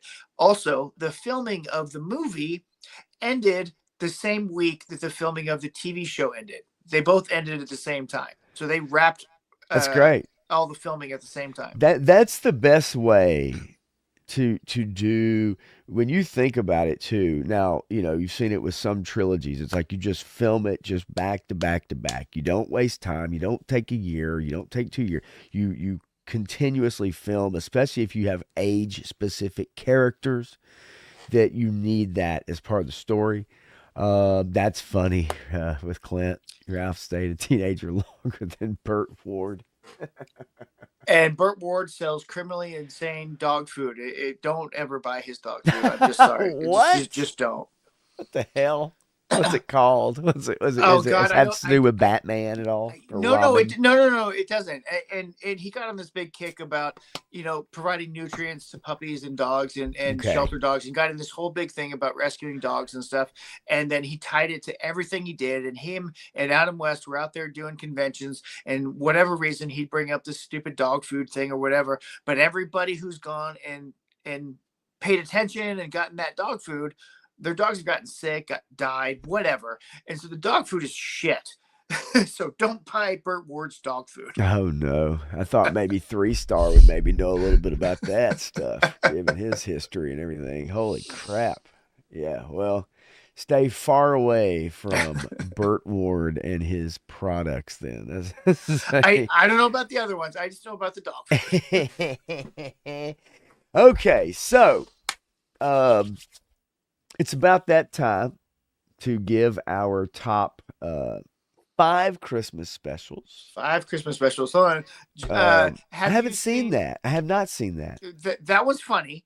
Okay. Have you seen the No More Kings music video, Sweep the Leg? I have seen that. Okay, Love the song. awesome. Love the song. Song's great. The music video is awesome. Go check that out. It's kind Yeah. of the basis for the Lawyer's Rent and everything all kind of coming together with How I Met Your Mother, and that kind of spurred everything on to get Cobra Kai made. So, Yeah, no, that is awesome too, man. Yeah. But I love that song. Super cool song, video. Yeah, no, it's great. and 3 Star, I only heard about it because I went to a lot of conventions and Adam West and Burt Ward were there, so we go meet them, talk to them, have them sign stuff, whatever. And Burt was always talking about this dog food, and then I looked it up with internet videos, and the commercials are great, but everybody who talked about the product after the fact was like, no, just don't. And this was I don't know, less than 10 years ago. We may have to do some research, man. I might have to do a little research for next time. All right. So before we get started, again, remind everybody, hit the like button if you can. It always helps. Even heck, tell a friend, or say something nice to a friend, change their life. But tell Check a friend, say, hey, come watch this show. Got some guys that if people are maybe into movies or TV shows or whatever you think they might like. Listen, me and Matthew talk back and forth. Tell a buddy, bring a friend, whatever, man. And hit the like button for sure.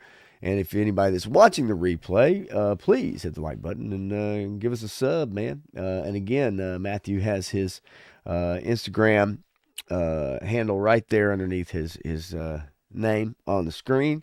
Mammy's Action Figure Blog. Check it out for some great toy photography. It's really good stuff. So as we get ready, do you quickly? I want to ask you: do you have anything that like you're going to share on screen, or do you have any? I do. Okay, that's cool, because that's what I wanted to know, because then I'll get kind of mine ready real quick as I back out of the Karate I didn't know if you wanted to go back and forth on that or not, because I've got a whole whatever, I don't know. Yeah, no, whatever you want to do. What works for you as far as how you've got yours set up? What works for you? I mean, I just have like movie posters for or pictures of each thing in order. So I don't know if we wanted to go back and forth or what, but. No. That's totally fine. We can go back and well, no, I tell you what, you give me your top 5, and that way that will allow you to kind of share that, and I know how you're doing your setup. That makes it easier for you than going back and forth, probably, right? I would say so. All right. So, top 5 Christmas specials list, starting at number 5. Now, these are mine. These are the ones I like, and these are the ones that have some kind of significant click with me, right? And so I'm going to start with Xmas story. Wow. From Futurama. I thought this was a really awesome take. Science fiction, future, how the world has changed, what people view as, how they change the verbiage. Christmas becomes Xmas. We all know Xmas, but then, the way that they talk in the future, that everything gets shortened down or condensed or slang or whatever. So they just call it Xmas, and Xmas is this robot Santa that was created goes haywire and starts killing everybody on Christmas, and you have to go hide yourself in your home and barricade yourself so Santa doesn't come down the chimney because he's going to murder everyone. Right? It's hilarious, and it's satire, and it's all these things that the nihilistic people always predict about the future. And I like my hopeful futures. I like my nihilistic futures. I like stories that tell parables. It could happen. Yes. Whatever. You have an AI Santa that's going to go around and murder everybody. Yeah, that's the thing, right? Like, some people say, well, it could be, it's got to be it's got to be like a classic, right, or whatever. Not necessarily, No. because this is your list. Yeah, So, and so you're gonna see some of my twisted sensibilities in some of these. So that's where I I'm love it. going, because these are the ones that I love to see at Christmas time, because it puts me in the holiday spirit, the true spirit of Christmas, of giving without acknowledgement, with celebrating the birth of Christ and Christmas and the joyful time of families coming together and all these things. So they all tie into that. And this is a story about a family, a mixed family of people from all different things. So it's not like a traditional family. It's a friend's family, right? And they have to Right. huddle together in this secure bunker location, avoiding Santa Claus, while they get to know each other and appreciate each other just a little bit more as they're trying to survive Santa Claus's rampage. I love the picture too, by the way. Holy crap. Well, this is why Fresh Monkey Fiction did a robot Santa. I'm just saying. Okay. I mean, I did not know that. They've done zombie Santa. They've done robot Santa. They've got elves to go along with them. They had a whole naughty or nice thing that had a whole lot of cool stuff. Lumberjack Santa, and they did all kinds of cool stuff with that stuff. That I love those ideas, though. Actually, yeah. like I do love that, man. Futurama is one of the most brilliantly written science fiction television shows sure. that's been put out there. And you agree with politics, you don't. I don't care. I don't agree with their politics, but I enjoy their science fiction discussions that they were allowed to have on this show. And they even created their own language. And every season, they would update their language to try and trick people, but they would have alien writing go up there, but it would be a language that they actually created, so you could decipher it and figure out what all of the alien writing says in every single episode. Dude. I mean, they put a lot of thought into this. Oh, sure. And then, go ahead. No, go ahead. Okay. Number 4. Number 4. We are gonna go. Let's see here. Hold on. How do we do this? Where's the button? There we go. Here you go. 3-star. Here's one for you. Dude, it was on my list. It was almost on my list. Yes. Emmett Otter's Jug Band Christmas, Jim Henson's movie. And this is the one of the most redneck things you could possibly think of for a Christmas special, and it's awesome. My daughter loves otters. We have to watch this every Christmas. It's amazing. He goes together, gets his boys together to create a band and do some music and just to have a good time, and fighting off the evil, rich, pretentious person who's trying to make everybody's life miserable. Sure. I mean, this is the Wizard of Oz in some aspects, but it's just trying to get together to have a good time and win a little contest to get some money from Mom so that we could survive the winter. Right. Yeah, it's a fun one. I enjoy it. Number 3. Yeah, it is a classic. I agree. Number 3. Dr. Seuss's How a Grinch Stole Christmas from 1966. Yeah. This is the best version. The best version 100% of this story. And while I like the Jim Carrey version, it's kind of creepy. It's kind of scary, but that's okay. That's what the Grinch is supposed to be. And it's probably more for those more adult people than the younger people. And then the new one, the Grinch is way too nice in the new one. Way too nice. I agree with you there too. And so this one is kind of that definitive. He's a mean one, Mr. Grinch. Yep. You know, I mean, he really was a heel. I mean, the whole thing is awesome. Love it. Animation.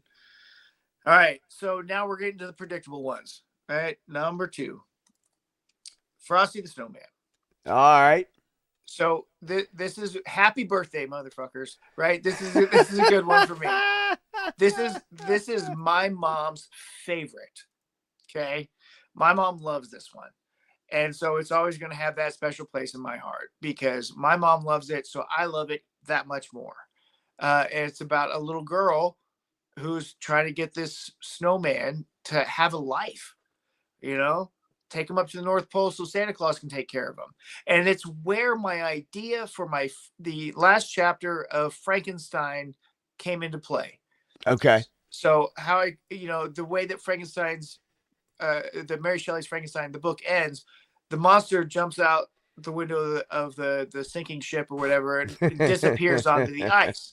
Right. And he just runs off and he's killed his creator. And so now he doesn't know what to do. So Santa Claus finds him, brings him to the North Pole and gives him a happy life. Well, this is a similar story. You've got Frosty with his magic hat and he can't live in the real world, right? Because he'd melt.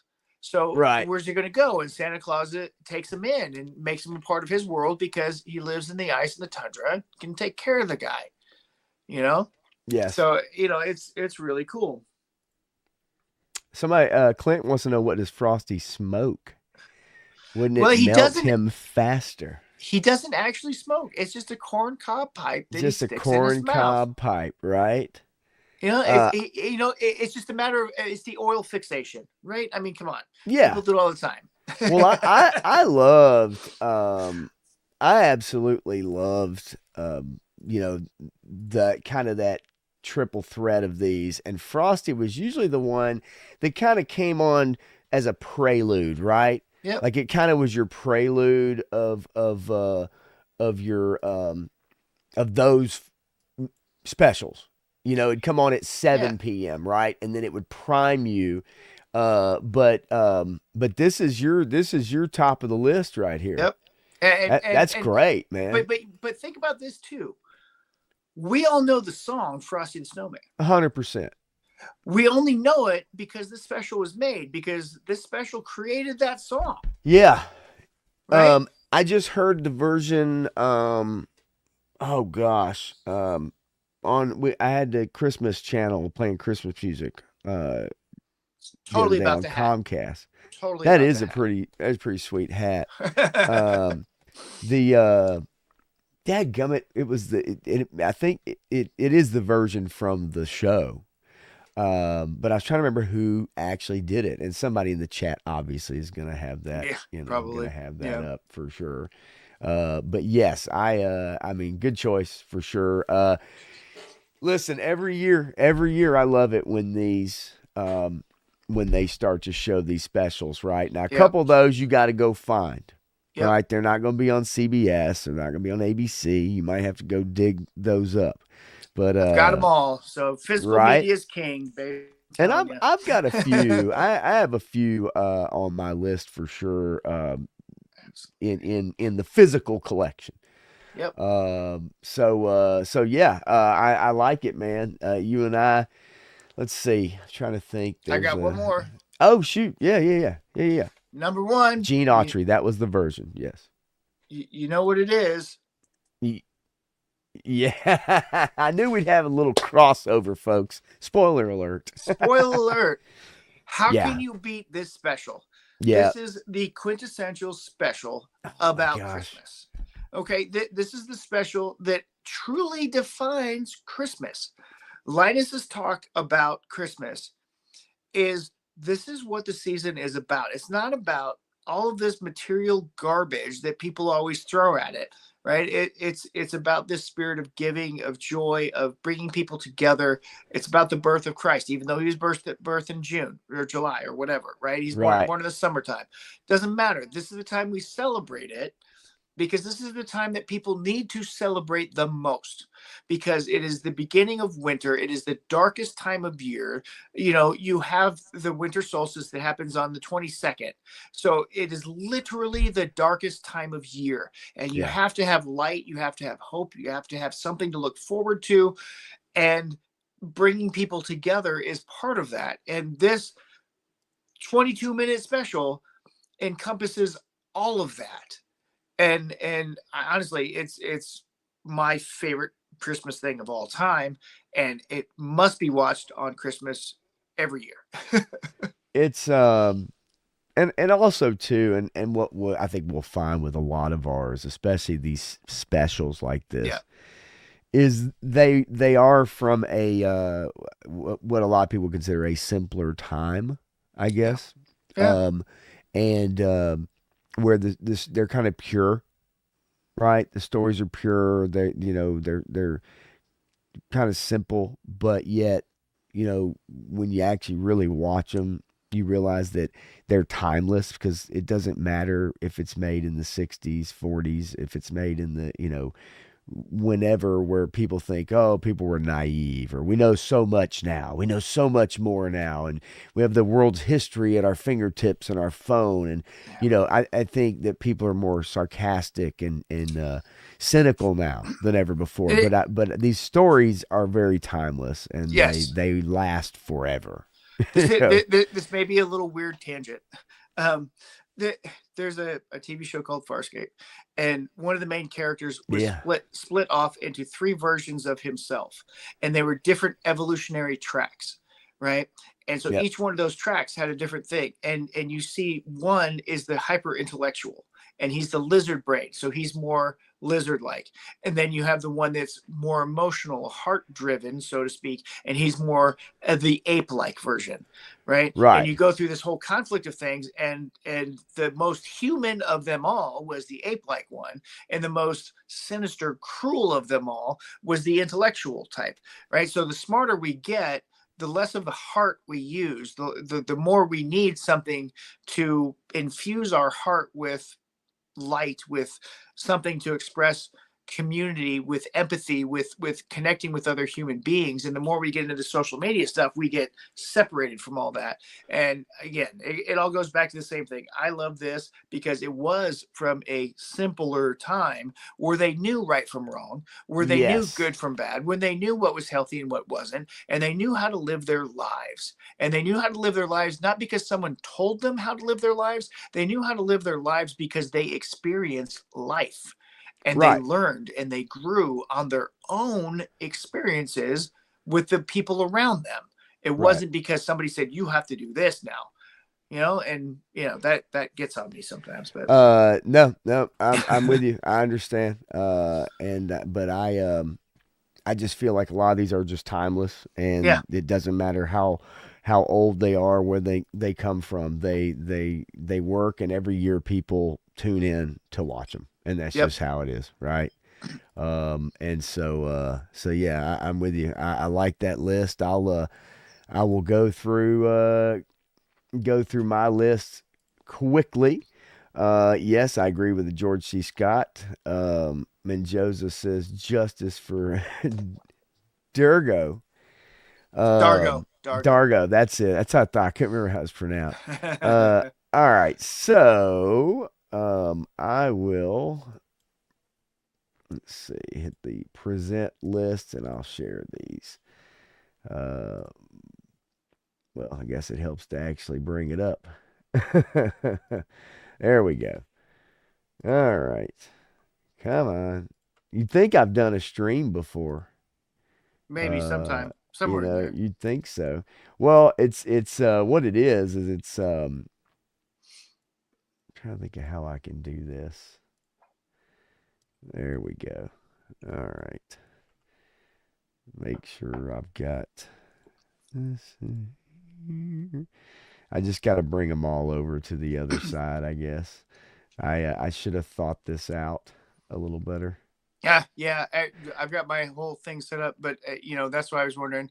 back and forth might be a little difficult, but Yeah, for the next 10, I don't know, it might it work. it it, it would be for this actually just because of the way that this is, but for the next 10, uh we'll probably just do the same and I will Oh, get them pre-done before, so I am ready. All right. Come on. Jeez Louise. There we go. Come on. Move you over.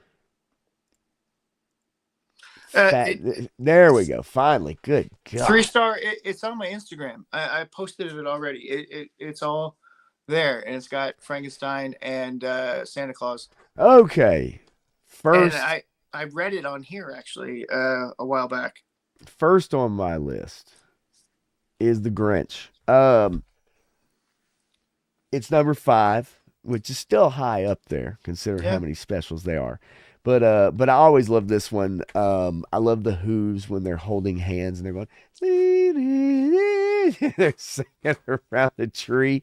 But I agree with you 100%. I just think the voice acting, I think this is the best version Yeah. by far. It just is. Um, and and so, nothing I could say about it that you haven't said already. Next up on my list, it was very high up on yours, is number 4 for me. For all the same reasons, I was like, let me grab a little cast shot here of everybody. But what's really classic, I think, of this one is the tree.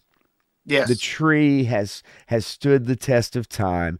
People know the tree, right? No matter what, the tree. You see them on sale at Walgreens sometimes, even, right? You'll find them out, and you can buy the replica. And I think movies that or shows that have done that, I think is fascinating to me. Um, Next up, Year Without Santa Claus. Uh, Oh, that's a good one. Yep, the Heat Miser. I'm It's Mr. classic. Heat Miser. The But Rankin, isn't that a movie length, or is that? um, well, I maybe. don't know. I mean, I don't think it's that long. I It, will it, tell you that my daughter I wouldn't we consider it re a Christmas movie in the sense okay. that I consider Christmas movies, if that makes Okay. sense. This is Yeah, yeah, more of yeah. those. It comes on CBS. Sure. You know what I mean? It comes on TV, and it's more of just like those. It falls in line with the animated like stuff. You know what I mean? Yeah, But I'm not Hallmark's thinking got this this great definitely. ornament with Heat Miser and Coal Oh yeah. Miser. So yeah, not the one with the TV in the back, but the one with both the figures on it. That one is the one we were trying to get this year, but we missed out on it. We'll find it again later. But we love this one too. I am My I am wife's got a sweatshirt with them on it. I will say an honorable mention, although it's about a different holiday, is Rudolph's Shiny New Year. I 100% Yeah, love yeah, that. me too. I mean, I love all those Rankin Bass ones. I do too. They are so good. And that's why for me they dominate my list. Like Santa Claus is coming to town. Yeah, In this one I he had love this a one. red beard, and I used to have a very red beard just like this. Well, it actually makes a whole lot of sense, right? I mean, this whole story with this one is really good. Uh, my Yes. my my wife and my daughter think it's kind of boring. I mean, they like it, but I always liked it because you had the Burgermeister, you had the origins, and it was a really good origin story. I thought. Yeah, no, absolutely. But and then you have the town where there, no toys are allowed, Yep. right? And you get your origin of Mrs. Claus. Yep.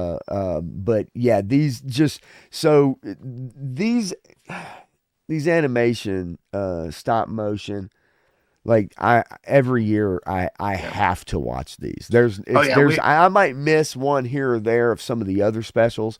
Yeah. These are for me, and I own these for sure. These are on Absolutely. my list, including Frosty. Frosty's with Yep. that DVD set I have. But Yep. I've got the um, whole collection too. We got to watch yeah, all of them. man, yeah, I it's did the Fourth of July ones. That one's good too.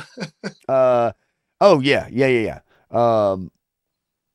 And then this is my number one of all time. As a child, I just adored this. I used to recreate this. I would be Rudolph, and I would go through the whole thing and then put the song on, and I would pretend I was Rudolph, and I would be around in our living room as a 5-year old or whatever.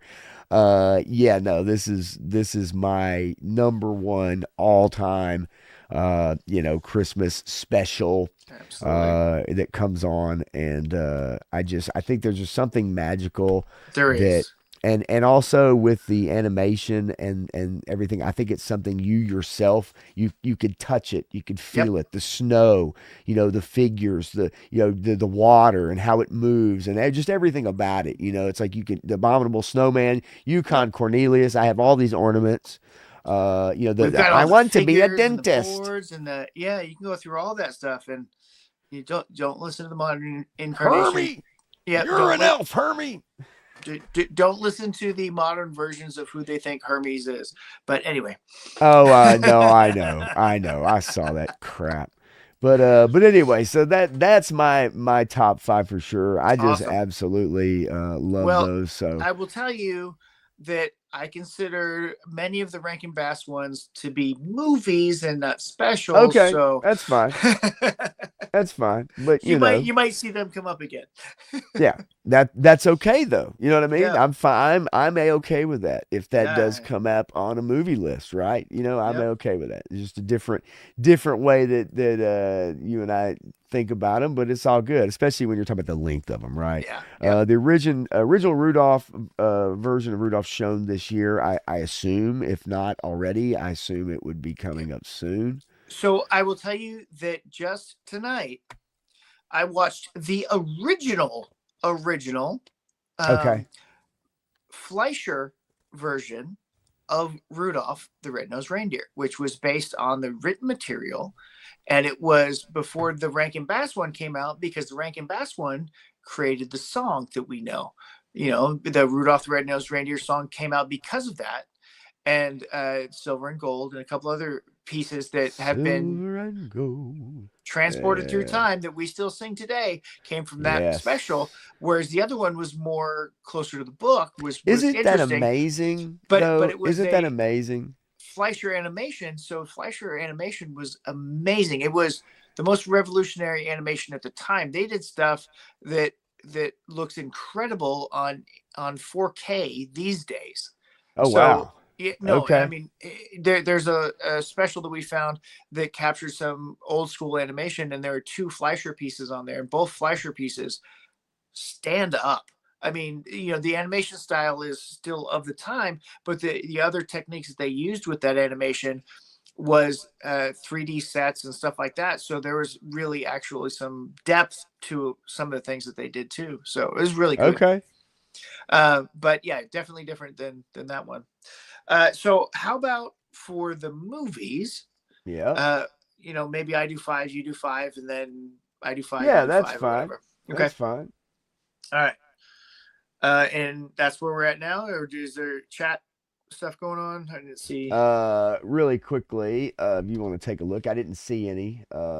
Didn't see any Yes, really. Clint. The Hallmark ornament. There were two Hallmark ornaments recently with Snow Miser and Heat Miser. One of them had one of them in a TV screen, and he was in there with the set with something else or whatever. That was a little different. And then there was one of actually Snow Miser and Heat Miser together in the ornament. That's the one that we were trying to get, that we'll get eventually. But Bumbles bounce, yes, they absolutely do.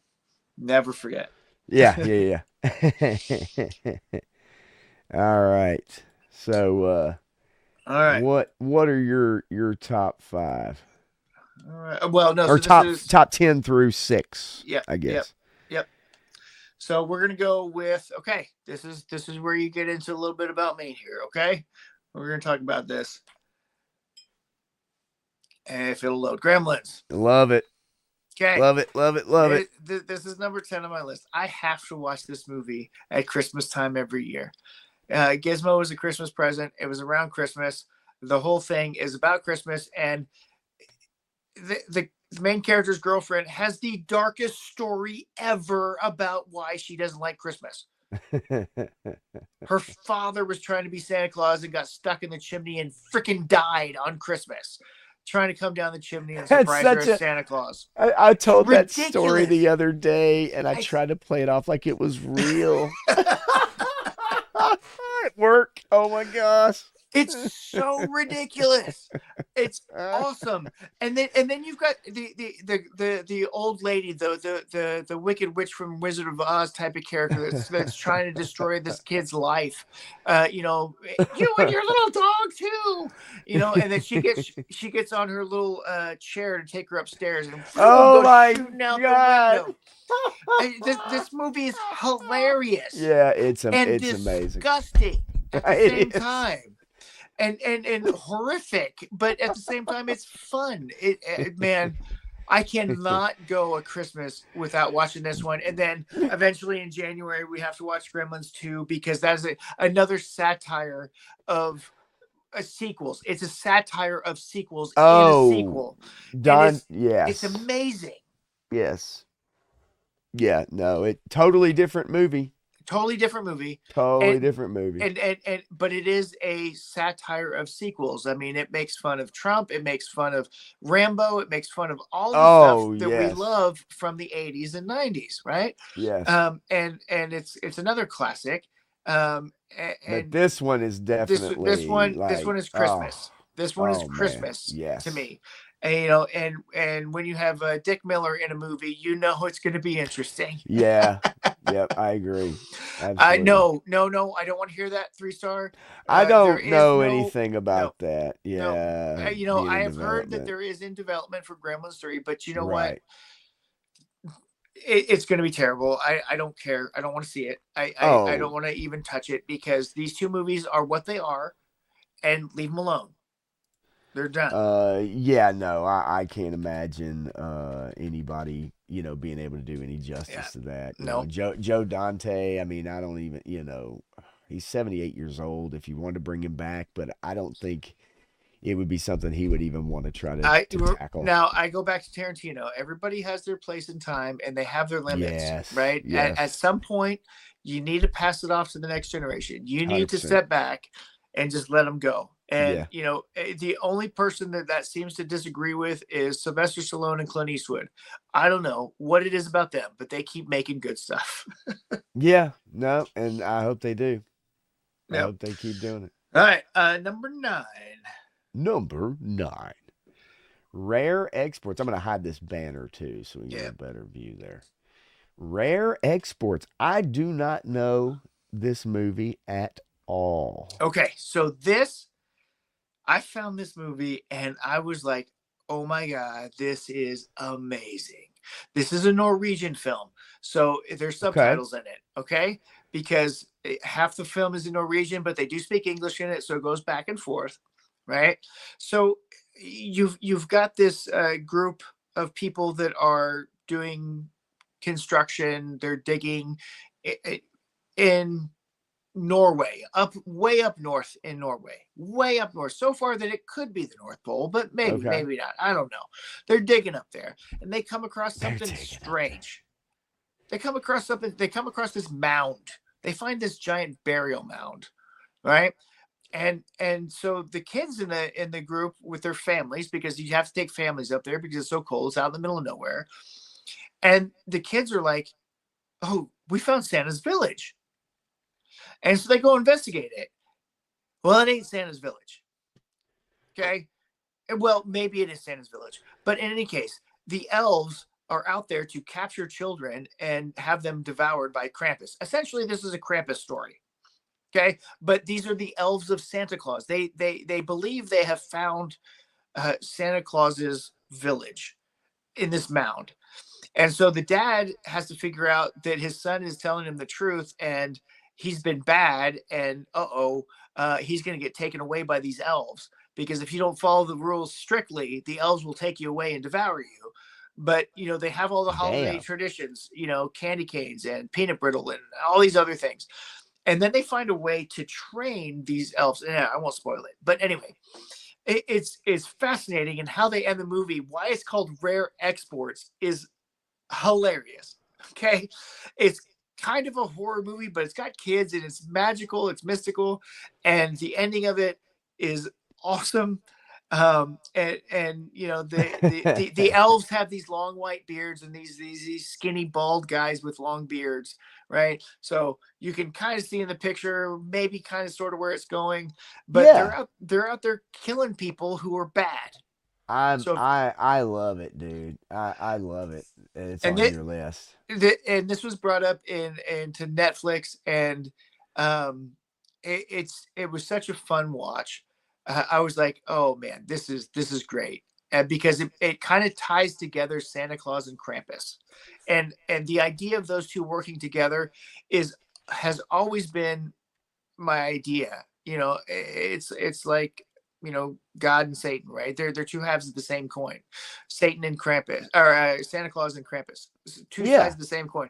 The naughty list, like they said in Red One, was created by Krampus, right? Okay, in Red One, Krampus created the naughty list, right? So Right. those people could be punished, and he went too far with the punishment, so Santa had to, you know, pull him back, right? So it's that kind of battle, that dichotomy, that yin and yang type of thing that I like. And this story again brings out that kind of aspect of it, and it's fun. I I enjoyed love it. Love it. it. The rest of these you may have heard, Maybe. maybe. Uh, this has become a new favorite at my household since it came Okay. out. And I don't know if you've seen it or not, but this is Christmas Chronicles, I where have Kurt. heard about it. I haven't seen it though, but I've heard about it, and I know people like this quite a So bit. there are two movies, Okay. and Kurt Russell is Santa Claus, and his wife Goldie Hawn is Mrs. Claus. But in the first movie, you don't see her until the very end of the movie. Okay.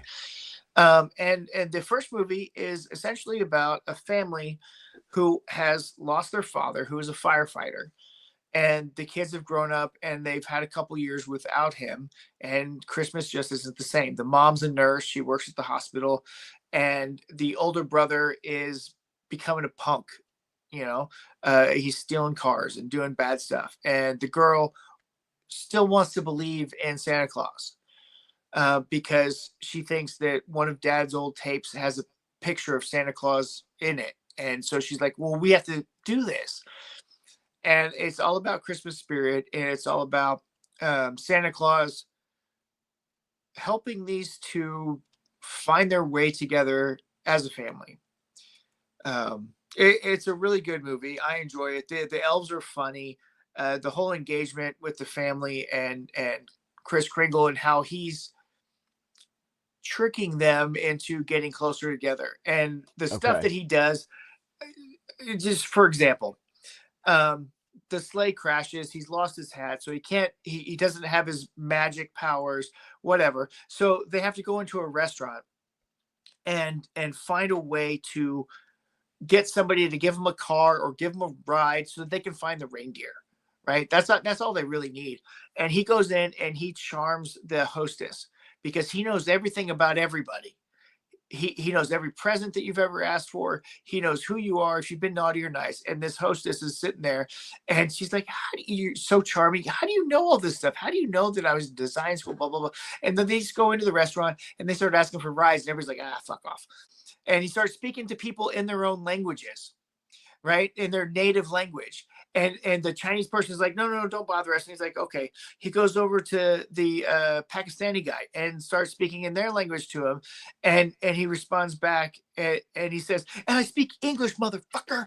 You know, Damn. he didn't say that exactly, but he said, "I speak English," you know, and he's like, "Oh, sorry," you know, but he was speaking to him in his native language. And then he goes to this one guy and says, "Hey, I know you've got that nice Porsche out there. And could we borrow it?" And he's like, "Well, I don't know." I said, "How about for a Mickey Mantle rookie card?" And he's like, "Oh my God, this is real.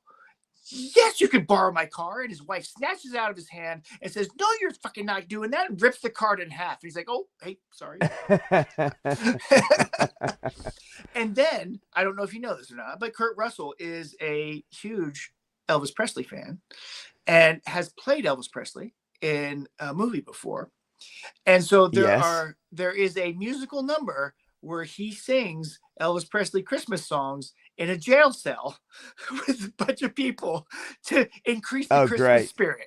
Okay. Hey, I love that. And I love me some Elvis. This movie is awesome. It has become an instant classic in our house. And I think Red One may soon become one of those too. But this Okay. is one of those that, I look for that quintessential Santa Claus movie.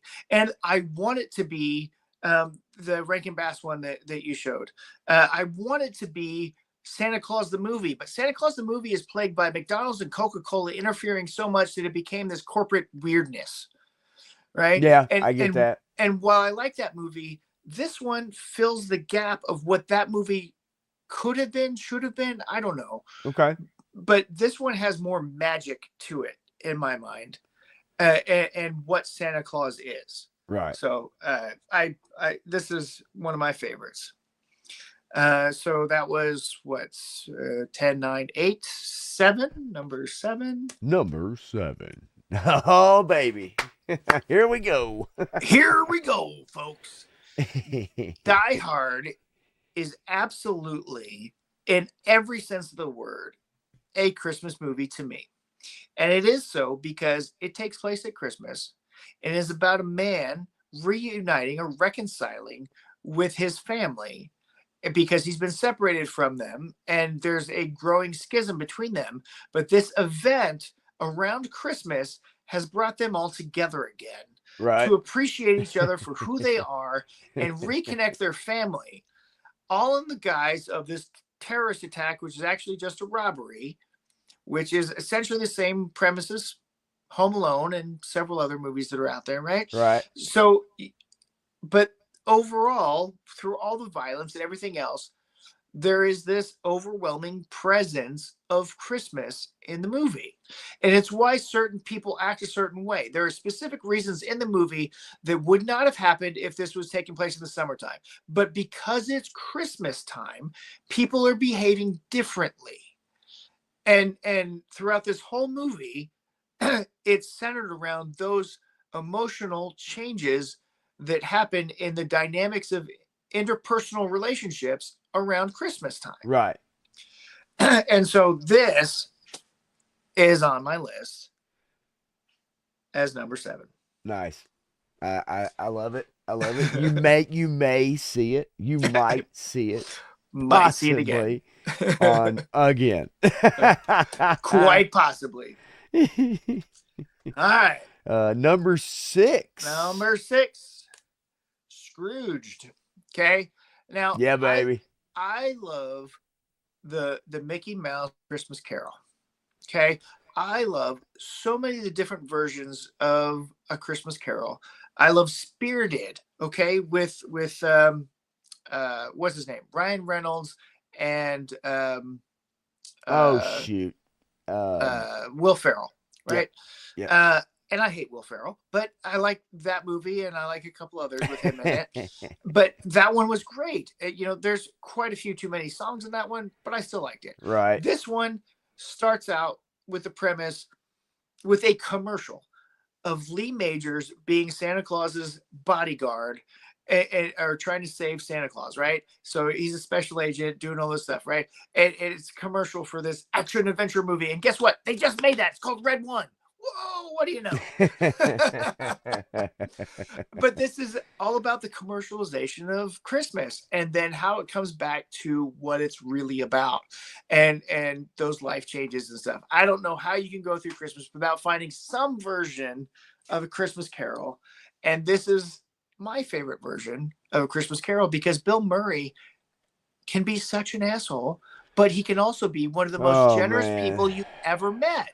And it just depends on where he's at and who he's with. And so you can see the dichotomy of who he is and in his own life, his real life, how he struggled with that dichotomy.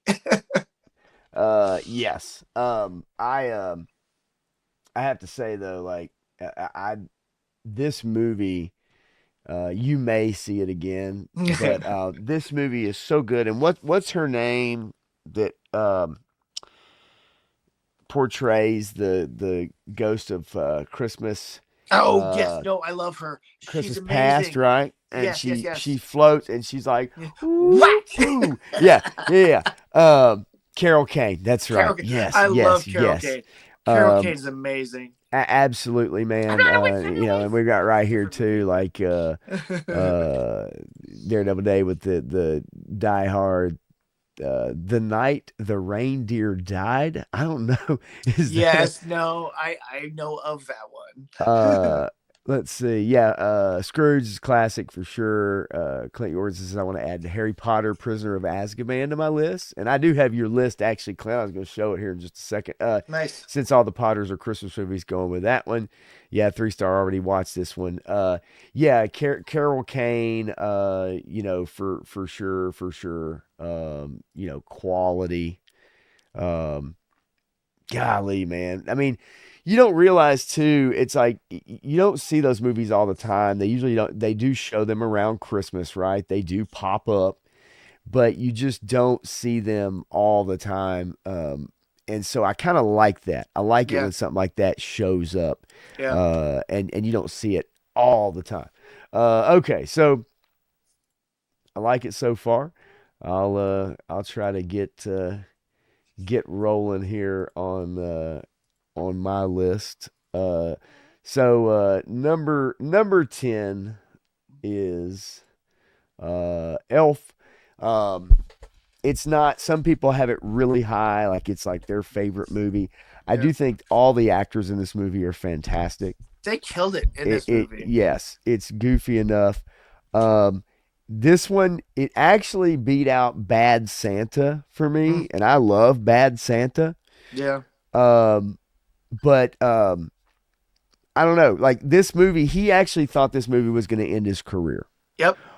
He did. He thought this was going to end his career. He was sitting in his trailer, staring in the mirror with these yellow tights on, and he's like, "Man, this is like could be the worst decision I've ever made in my life."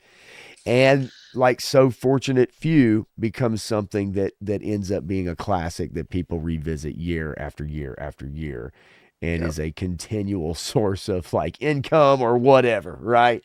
Yep. Um, Good story, good message. I mean, it's a fish out of water story. Those Sure. work if they're done well. Loves Mules is in the house. Her favorite Christmas movie was Scrooge, and I Yep. definitely could have guessed that. James Caan also in this movie. Yeah. He not that great, but you get some Bob Newhart. I gotta love me some Bob Newhart, man. Yeah, man. You know, and Santa. Oh, Uh, yeah, why can't I think of his name? But anyway, he was great too. Um, this movie's great. I love the last 20 minutes of this movie.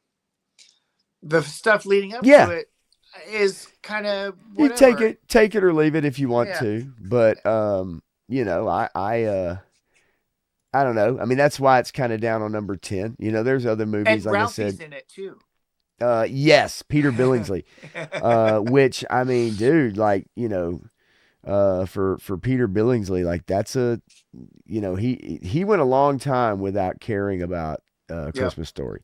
Yep. And then he did some interviews and kind of came around to it, warmed up to it later in his career. Yeah. But we'll get to that, obviously. Yep. Deck the Halls. I love this movie. Ah. I really do. I love this movie. It's if you look it up, it doesn't get a lot of great ratings, but I think it's a classic Keeping Up with the Joneses Christmas movie where one guy's Mr. Christmas, right? Everybody knows him as the guy who has the best decorations and all the lights. And then it becomes this just back and forth, back and forth, back and forth. Great cast though. Yeah. Uh, Matthew Broderick. I mean, I always like his stuff. I wish he had done Yeah. even more movies than what he's done. Yeah. Danny DeVito, you gotta love Danny. And Danny's then, great. yeah, man. But I always like this movie. I'll probably end up watching it here in the next couple days. Let's see here. Let's go through. Where's the rest? Oh, I gotta pull them up and then do them. I swear. I put it in a file so I could open it up and Well, scroll that's through. what I did actually, but then I have all And I kinds numbered of. them, so I I, had to save them with numbers. I did too. Actually, Okay. I had to number them one through, but I had a bunch of stuff open. Ah, You might know this movie here. Is my number 8, Jingle All the Way. Love some Sinbad, love some Arnold, and I love the story of trying to go and get a toy and having to try to fight people off to get it. Um, man, it was making fun of stuff that actually happened in real life. So yes, it's yes. crazy to think about, and that's why I find this the anti-Christmas movie. But It I just think it's classic just for that alone. But yeah, it reminds me of my aunt having to fight somebody over like Cabbage Patch dolls, or and if Pound anybody wants a Puppies. Turbo Man, they're on discount at Yeah, Ross these days because they overproduce them and put them in the Walmarts and the yeah, Targets, and so then they're at right. Ross and the discount stores. So you can get a Turbo Man Yeah, if you really want yeah. one. Get you a Turbo Man. And then let's see, number 7. Dun, dun, dun, dun, ding, ding, ding, ding, ding, ding, ding, ding. You know that Yeah, soundtrack, I don't do. you? That's awesome. But Love guess it. what? It's not number 7. Okay. This is my number 7. Grew up watching this one, George C. Scott. Man, I love this version of A Christmas Carol. I gotta tell you, there are so many wonderful versions of this and interpretations. This is another great one, but there's so many of them from back in the day. It's hard to choose I which agree. one was the best, I agree. and it's There's why it other goes ones I've first. watched. Yeah. There's animated ones, right? There's Yeah, different versions. I kind of look at them differently, though, right? yeah, But yeah, this one I just grew up. It was one of those ones for me that uh, every year comes yep, on, and even if I'm not watching it, I'll have it on, yep. right? And the Patrick Stewart one is good as well. I agree, but this is the one I have more fond memories of, so that's why I kind of have it on my list as number 7. Number 6, this may be higher on some people's list. There you go, there you go. Does he glow in the dark? No, no, no, no. None of them do. No, I know. Number 6, Home Alone. At number 6 for me. Um, I love the family portions. I love Yep. the fact that you've got so many people to keep up with, and you actually leave someone behind. I can't imagine how often that probably does happen, actually, Well, to I mean, you families. you got to think about a family that large, how I many know, kids right? that they had, right? Now, Whew. obviously, you get to the airport, right? It's kind of hard to not have all. Everybody's got their ticket, everybody, but Right. yeah, like that large just adds to it. Yep. The physical comedy, obviously. Yeah. Joe Pesci. I mean, they're unbelievable, right? Daniel Stern. I will tell you that for a long time, I did not like this movie. But in the last several years, I have really come to appreciate it and enjoy it. And think that maybe Kevin Smith was wrong about the person who Chris Columbus selling his soul to Satan to make this movie. Oh yeah, I mean it's written and produced by John Hughes. Yep. You look right It's there. another John Chris Hughes movie. Columbus, Chris right? Columbus, man. I mean, 1990. Now the thing about it is for me in 1990, and I kind of somewhat to me, and maybe you may agree with this when you're talking about didn't like this for a long time, is because when this movie came out, like I was in high school. And at the time it came out, I kind of thought, oh well, this is a movie for kid. Like this is a kiddie movie. hmm Like that in my mind, looking back, I'm you thinking know, maybe that is why it took me a while to warm up to it. and that's probably very true. I'd agree with that. You know what I mean? And yeah, I mean, Joseph, this version was the first Bring Scrooge to life, why he deserved his second chance. Talking about the Christmas Carol. So that's my Well, 10 through 6 there. And what were you going to say about that? there was one before that that was from Yeah, the 70s or something like that also did it. Different actor, and but anyway, yeah, there's lots of versions of that movie. yeah. And Clint, I can see that everybody under 30 kind of puts that as maybe their top. Top one or something. Yeah, Yeah. For me, I was a little older at the time, but looking back now, I really enjoy it. yeah. Okay. So number 5 for Number Matthew. 5. All right. We're gonna get into the normal ones here. This is a predictable list. So, here we go. We just watched this one the other night. Great movie. And I will not watch any version besides the black and white version. That's the way it was originally made. The film stock was better. The quality's better. When you try to colorize something that was made in black and white, you lose a lot of the depth of field. Yeah, you can tell. And you lose a lot of the detail. So this movie is a wonderful story about a similar place to where we are today, when people are more intellectually focused. Again, we come back to the same concept that I talked about a little while ago. Right.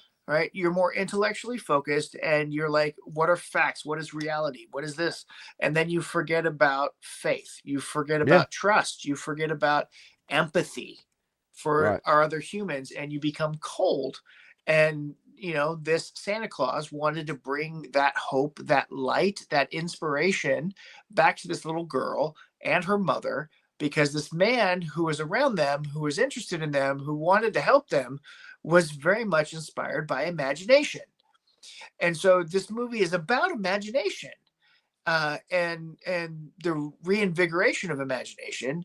And my favorite scene in this entire movie is when he's sitting there meeting with people, and this woman comes up who just adopted an orphan from Deutschland, or not Deutschland, but from the Netherlands, and he speaks to her in her own language, brings her on her lap, and they have a song from her native country. And it shows you, this is Santa Claus. This is a guy who knows all the languages of the world. He knows all the traditions around Santa Claus, or Saint Nick, or whatever you want to call him, right? Because he is that person, and has been that person from the beginning of time. But this is also that era of that Coca-Cola Santa Claus. So we're starting to develop this Coca-Cola Santa Claus. Yes. But this movie has so much heart and so much discussion of imagination. And as I get older, I really try to find these things that spark imagination in people, so I can bring that to my daughter, so that, we don't always focus on the intellectual, that we look at things that inspire us. And that's what art is supposed to do, is spark that creative notion in our head to combine with our intellectual and our thought process, so that we can create a better world, a better outcome for our families, or whatever. And so this is one of those stories for me. I love it. Yeah, a couple comments, like a 3-star. Always love Miracle. Best ending ever. Ben Joseph, truly a great movie. Clint Yorgerson, he says Maureen is great in this. I also predict this young actress will become a big name someday. That's now, good. My wife also likes the remake of this. Not as much of a fan. I prefer this version, but yeah. But I believe they're both good. All right. Number 4.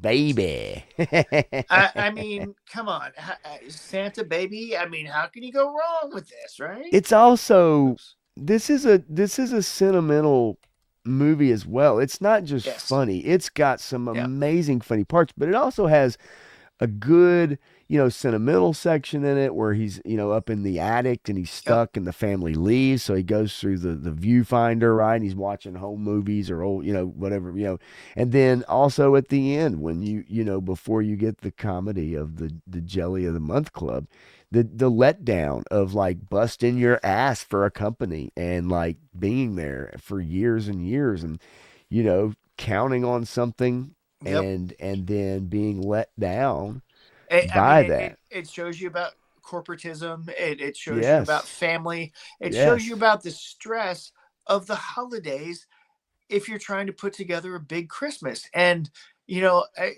I appreciate this movie more and more, especially as I get older. Again, all of these things have that in common. My sister used to host Christmas every year for her brother-in-law and his family, me and my family, my mom and her boyfriend, my dad and his wife, and her in-laws, right? So everyone would come to her place for about 20 years for Christmas, right? And trying to organize and wrangle all of these people together. This movie shows a lot of that stress and what it does to the family. Now, his wife, I don't understand any of her outfits. Those don't seem like normal outfits that you would want to wear at Christmas time for a family event. But that's Yeah. but you've Clark, got sugar's full. yeah. I mean, you've got Johnny Galecki. You've got his brother coming in. You've got so many great actors that have gone on to do so many wonderful things. This movie has it all put together, and the absurdity of it all is just perfect, because the stupid shit that happens to us at the most random times. Yeah. And you did something stupid, but it's not your fault. But at the same time, you did do something stupid. Right. And it kind of shows all that put together, and how you respond to that, and how you try to put it all back together and keep the family together and all that stuff.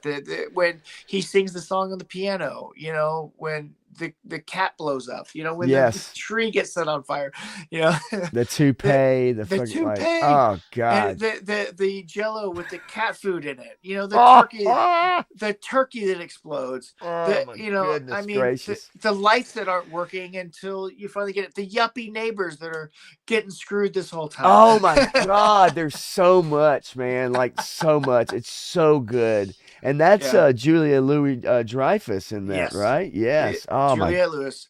gosh. And forever and a day, I will never forget her line from Dusk Till Dawn. And it's just like, oh no, don't. Her line that she didn't say, it was a hallucination by Quentin Tarantino's character. Oh man, yeah. But I mean, yeah, no, just a classic, and you may see it again. Yeah. And this saved the National Lampoon's entire franchise. Oh, sure. Because they came out with the first movie, and the Summer Vacation. They did the European Vacation. And I actually love European Vacation as well. I like it. European Vacation, when it came out, did not do well. Yes. And so they were talking about scrapping the whole thing and doing something different. They had it. There's only a handful of National Lampoon's movies that actually did well, and this is the one that saved the entire franchise. So yeah, and everybody said Chevy was hard to work with, but at the same time, they made some. He made some good, made some good stuff for sure. All right, next one. Let's see, where are we? Let's go back here. There we go. A Christmas Story. Number. Where's my list? Number 3. Is this 3? Let's see. Yes, that number 3. Number 3. Number 3. Yep. Now, as I get older, I appreciate this movie less. Really? There's something still magical about it. I love this movie. It's because they do it for 24 hours straight. Maybe that's it. I don't know. But this movie has a special place in my heart because my dad and I watched this, and my dad says, this is how Christmas was at my house. Okay. And so I appreciate that. He was in Minnesota, growing up near the Great Lakes in Minnesota and Duluth, and this was Christmas to him. Yeah. And so I have that connection to him. Like I have Frosty with my mom, I've got A Christmas Story with my dad, and that's why it will always hold a high place. But I just don't like it as much as I used to as a kid. And I don't know if that's because I want to create my own memories. I don't know what it is about it, but we always have Chinese food on Christmas. That's great. Right. And we laugh about it because it's from this movie. Right. Right.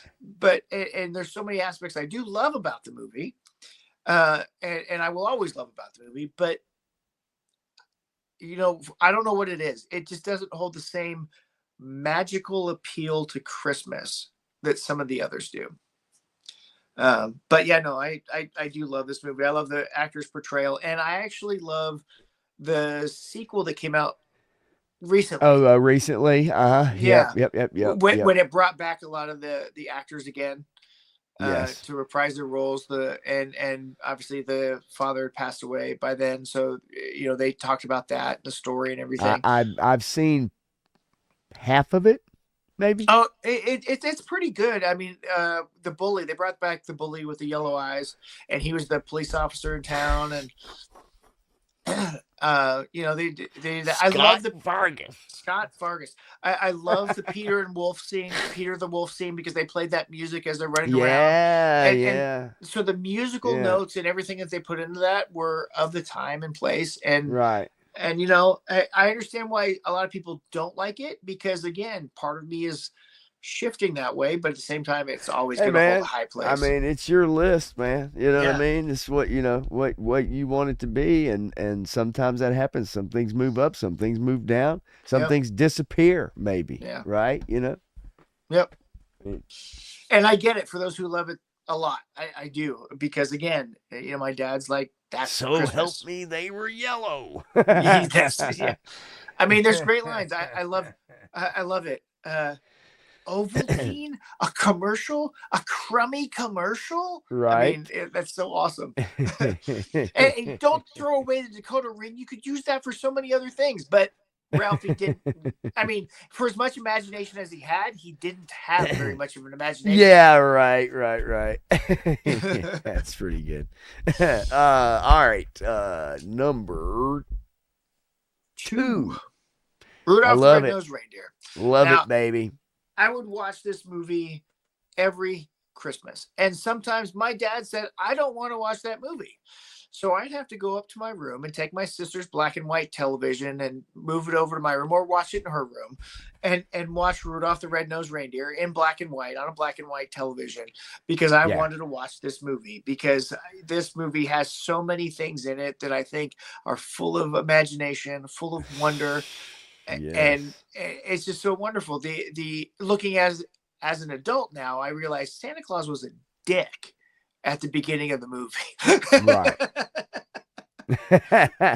No, he kind of is. I expect the other reindeer to be that way. Sure, they're animals. I get it. You shun the weak. You shun the ones that aren't going to make it, right? But Santa Claus, that was a little disappointing from him to shun him as well until the end. Yeah. Yeah. He kind of. You're right, and he goes up to Donner to tell him, like, that what is it? He doesn't tell him when they're inside their little snow or whatever it is they live in, right? Yeah. And he's talking about leading the sleigh or whatever. The voice acting to me is also something that's just top notch. Even the Rudolph, the voice actor for Rudolph pinching the nose, right, putting the little nose thingy on, trying to play, and having that little cap, that black cap on there, or whatever. And also when Donner takes his hoof in the snow and then he puts it up there like a mom or a dad that would paint the kid's nose or do something to try to trick. It's just all of that. All of that. I love it. There's so many wonderful elements of this, and it is they changed the song. That was a different song initially than I'm not just a misfit. I'm not a nitwit. That whole song was different. That whole scene was different. Right. And so they changed some of that, and then in subsequent viewings they changed the ending too. So did you know that they changed the ending? I did. I remember. I can't remember what I watched about it that was talking about them changing the ending, but I do remember hearing about it. So they got such a backlash at the time this movie was released on television that in subsequent airings, I don't know if it was 1 or 2 years later, they had to change the ending because everybody was like, what about the Island of Misfit Toys? Yes. Didn't Rudolph do that? Why didn't Santa Claus come back and get them? And so that's they had right. Such a huge outrage for that they had to come back and do it. I mean, it was a Miracle on 34th Street Postal Service delivering Santa Claus letters. You can watch the original ending, I think, on YouTube. I went back and I think watched the original ending, the first one that aired, to see the differences. And I think it's a video that shows you the differences. At the end. Yeah. Yep, I've seen that one too. And so I've never seen the one where he didn't go back and get the toys, obviously, because I wasn't alive in the 60s when this came out. Right. But you know, another classic. I mean, you can't go wrong with this one, and Yes. it's great for the whole family, in my opinion. Yeah. And now we're on to number one. Yeah, baby. I know it's lame. It is what everybody picks or whatever. It is Nah, the not everybody. quintessential. Okay, it's the quintessential Christmas story. It's about life. It's about family. It's about what ifs. You know, what Yeah. if you didn't exist? How much No. effect? What is the ripple effect of your life on the world? And to be able to see Right. that and take perspective of your own life, I think is really profound at the end of the year at Christmas time to realize, we all have a place, we all have a community, we all have a family. However, you want to interact with that family, it's there and they need you. They want you to be a part of it, and your absence will be noted significantly. So, it's an important story that no matter what struggles we have in life, there are people out there that are willing to help us, and we just need to reach out to them and say, "Hey, I need some help," or whatever. So I encourage everybody to take stock in your friends and family and know that they're here to help you. And this story is all about that. Yeah, man. I mean, listen, for a lot of people, a lot of lists, it is generally considered like number one. Just I mean, it just is. I Yep. mean, and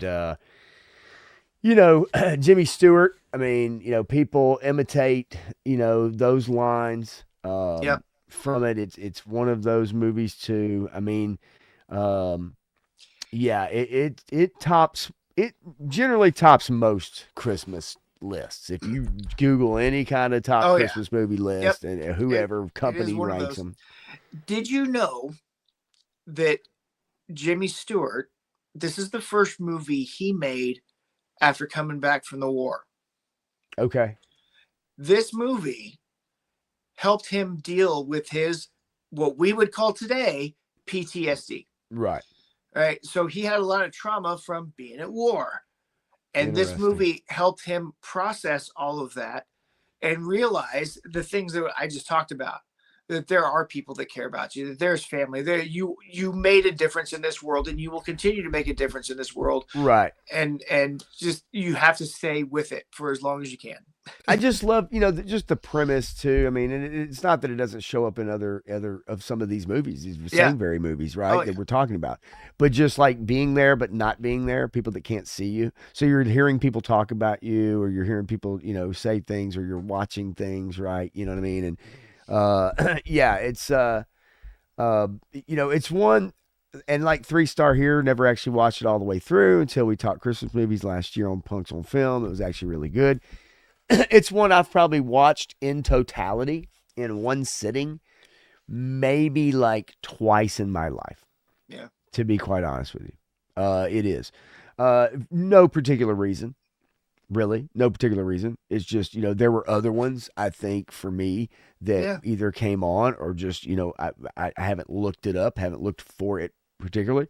But it is one like 3 Star here saying, actually need to go back and watch it. I probably need to go back and actually watch the in its entirety to appreciate it. Again, it wouldn't stand the test of time if it wasn't good.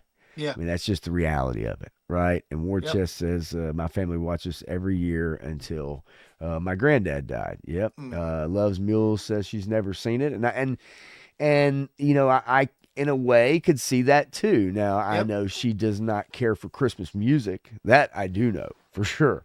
But some of these movies I'm sure she's seen. Some of them are obviously really funny. If you Scrooge have, is her favorite oh for yeah, yeah, sure. that's a good one. Yeah. If you have the inkling, I'd say go check it out. If you haven't seen it, if you have seen it, watch it again. Right. There's a lot of story to things that are going on in there, and this movie only became popular because it went to public domain, and it failed at the box office so hard it became public domain. So anybody who wanted it could pick it up and show it, and so everybody did. And at Christmas time, they're Right. like, we ain't got nothing to show because we don't have any money, so they showed this movie, and people started watching to it, and more people over time watched it, and they resonated with it so much that it just became this whole zeitgeist thing that happened and brought it all together, and people really connected with it. And so yeah, if you haven't, check it out. All right. All righty then. I will finish up and get us along our merry way so we can talk about next week quickly before we get up out of here. We are definitely running way over, way over, and you probably have a long day Yeah, that's tomorrow, right. I'm sure.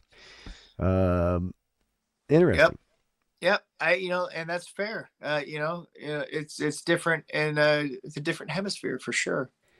Okay, so coming in for me at number 5, Christmas Vacation. Bam. Don't need to say a whole lot more about it other than yes, we both love this. Everybody loves this. Scrooged is in at number 4 for me. Um, God dang it, what an It's actor! good. What an Yeah, I know. actor! It's just Yeah. such a damn good movie. Yeah. Um, Number 3 is Die Die Hard. Hard for me. Number 2 is Gremlins. Ah, And nice. number 1, There it is. I There it love this is. movie. Yeah. I just love it, love it. There's so many memorable lines. There's so many memorable scenes. From the The cuss word on the Bubba's side of the dogs. highway. Yeah. I can't put my arms down, right? I mean, just everything, the whole scenario with the Red Ryder BB gun. And, Oh they're yeah. telling him the whole time, you're going to shoot your eye out. And what does he do? He shoots his glasses off and puts a notch on his eye and cussing, getting the mouth washed out with soap, just everything about it. The obviously the leg lamp, which you can buy, you know, there's so much about this. I love it. I don't care that they play it for 24 hours. I get why people Yeah. would be tired of it, but Well, I yeah. just absolutely love it. Clint Jorgensen's never seen Die Hard. Well, then Wow. you, my friend, are missing out. My Missing out. stepmom's father, his son made him the leg lamp, like from scratch. That's awesome. In That's the freaking awesome. in the 90s. He made it in the 90s for him so that he could put it up in the window at Christmas time. Yeah, yeah. No, that's great. I mean, even that. I mean, the time period it takes place in, going Yeah. to the mall. The elves, the Santa who looks like drunk and he's got the super red nose, right? You Yep. obviously tell he's Ho, ho, liver ho. lips, right? Yeah, and then the elf, puts the foot on the forehead and sends him Yep. down the chute, and just everything about it, man. I do. I love this movie. It's my number 1. There's just not a whole lot else to say, Yeah. really. It's just Absolutely. not. Nice. So that's our list, y'all. Top 5 Christmas specials. We obviously had a different idea about what specials are, but you're right. Rudolph is a 55-minute runtime. But it would come on and it would say special, like so Yeah. on TV, right? You know what I mean? Like so. That one was a toss up for me either way. I get but it. I get yeah. it. But I love the claymation stuff. I'm a big fan of that stuff for sure. But I figured Yeah. we'd have a lot of crossover. So here's the deal, y'all. As we're going to finish up. So next week, we'll have a Christmas Eve show. Matthew and I, depending on how long you and I want to go, try to get something together here for y'all in the next few days to put out. We'll be at the same time. Or I'll just. I can either put it out or put it out as a premiere. It's up to you Yeah. guys. If y'all want to do a chat, I can set it as a premiere. That's y'all's call. And if I have a chance to jump in and chat a little bit, I may. It depends on how busy I am and how busy y'all are. But that's kind of the plan. And then New Year's Eve, I think we'll probably do us a good New Year's Eve stream and have a little fun with that. Just talk about whatever, right? Talk about our Yeah. list. We both have lists, top figures, classified, this and that coming out. So that's kind of the plan in the next week and more.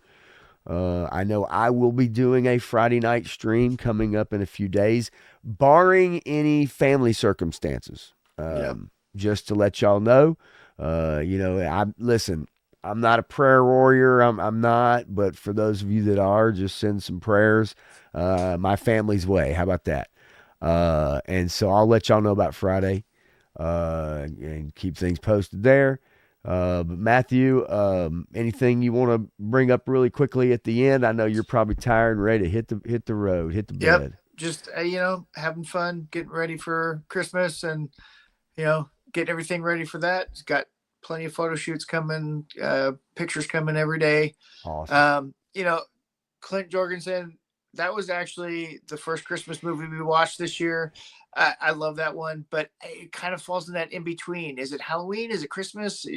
Right. Where does it really fall? Right.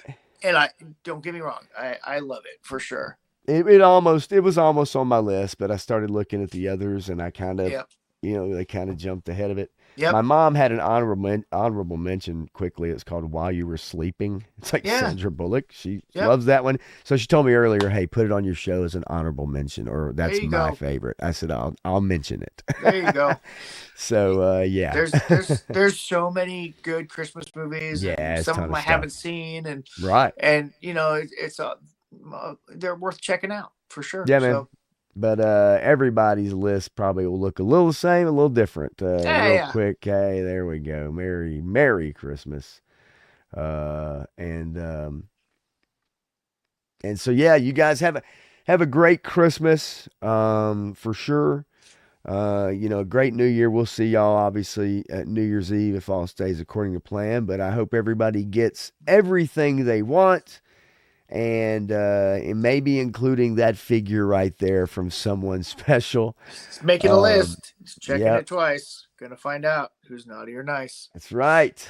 Naughty or nice list. But yeah, man. No, look, we always appreciate you guys hanging out every week. It's been a good year. It's been fun for this. This is our 30th episode, and so yeah, it's always more fun with people involved and in the chat and stuff. So hit the like button, share the stream, tell a buddy, bring a friend.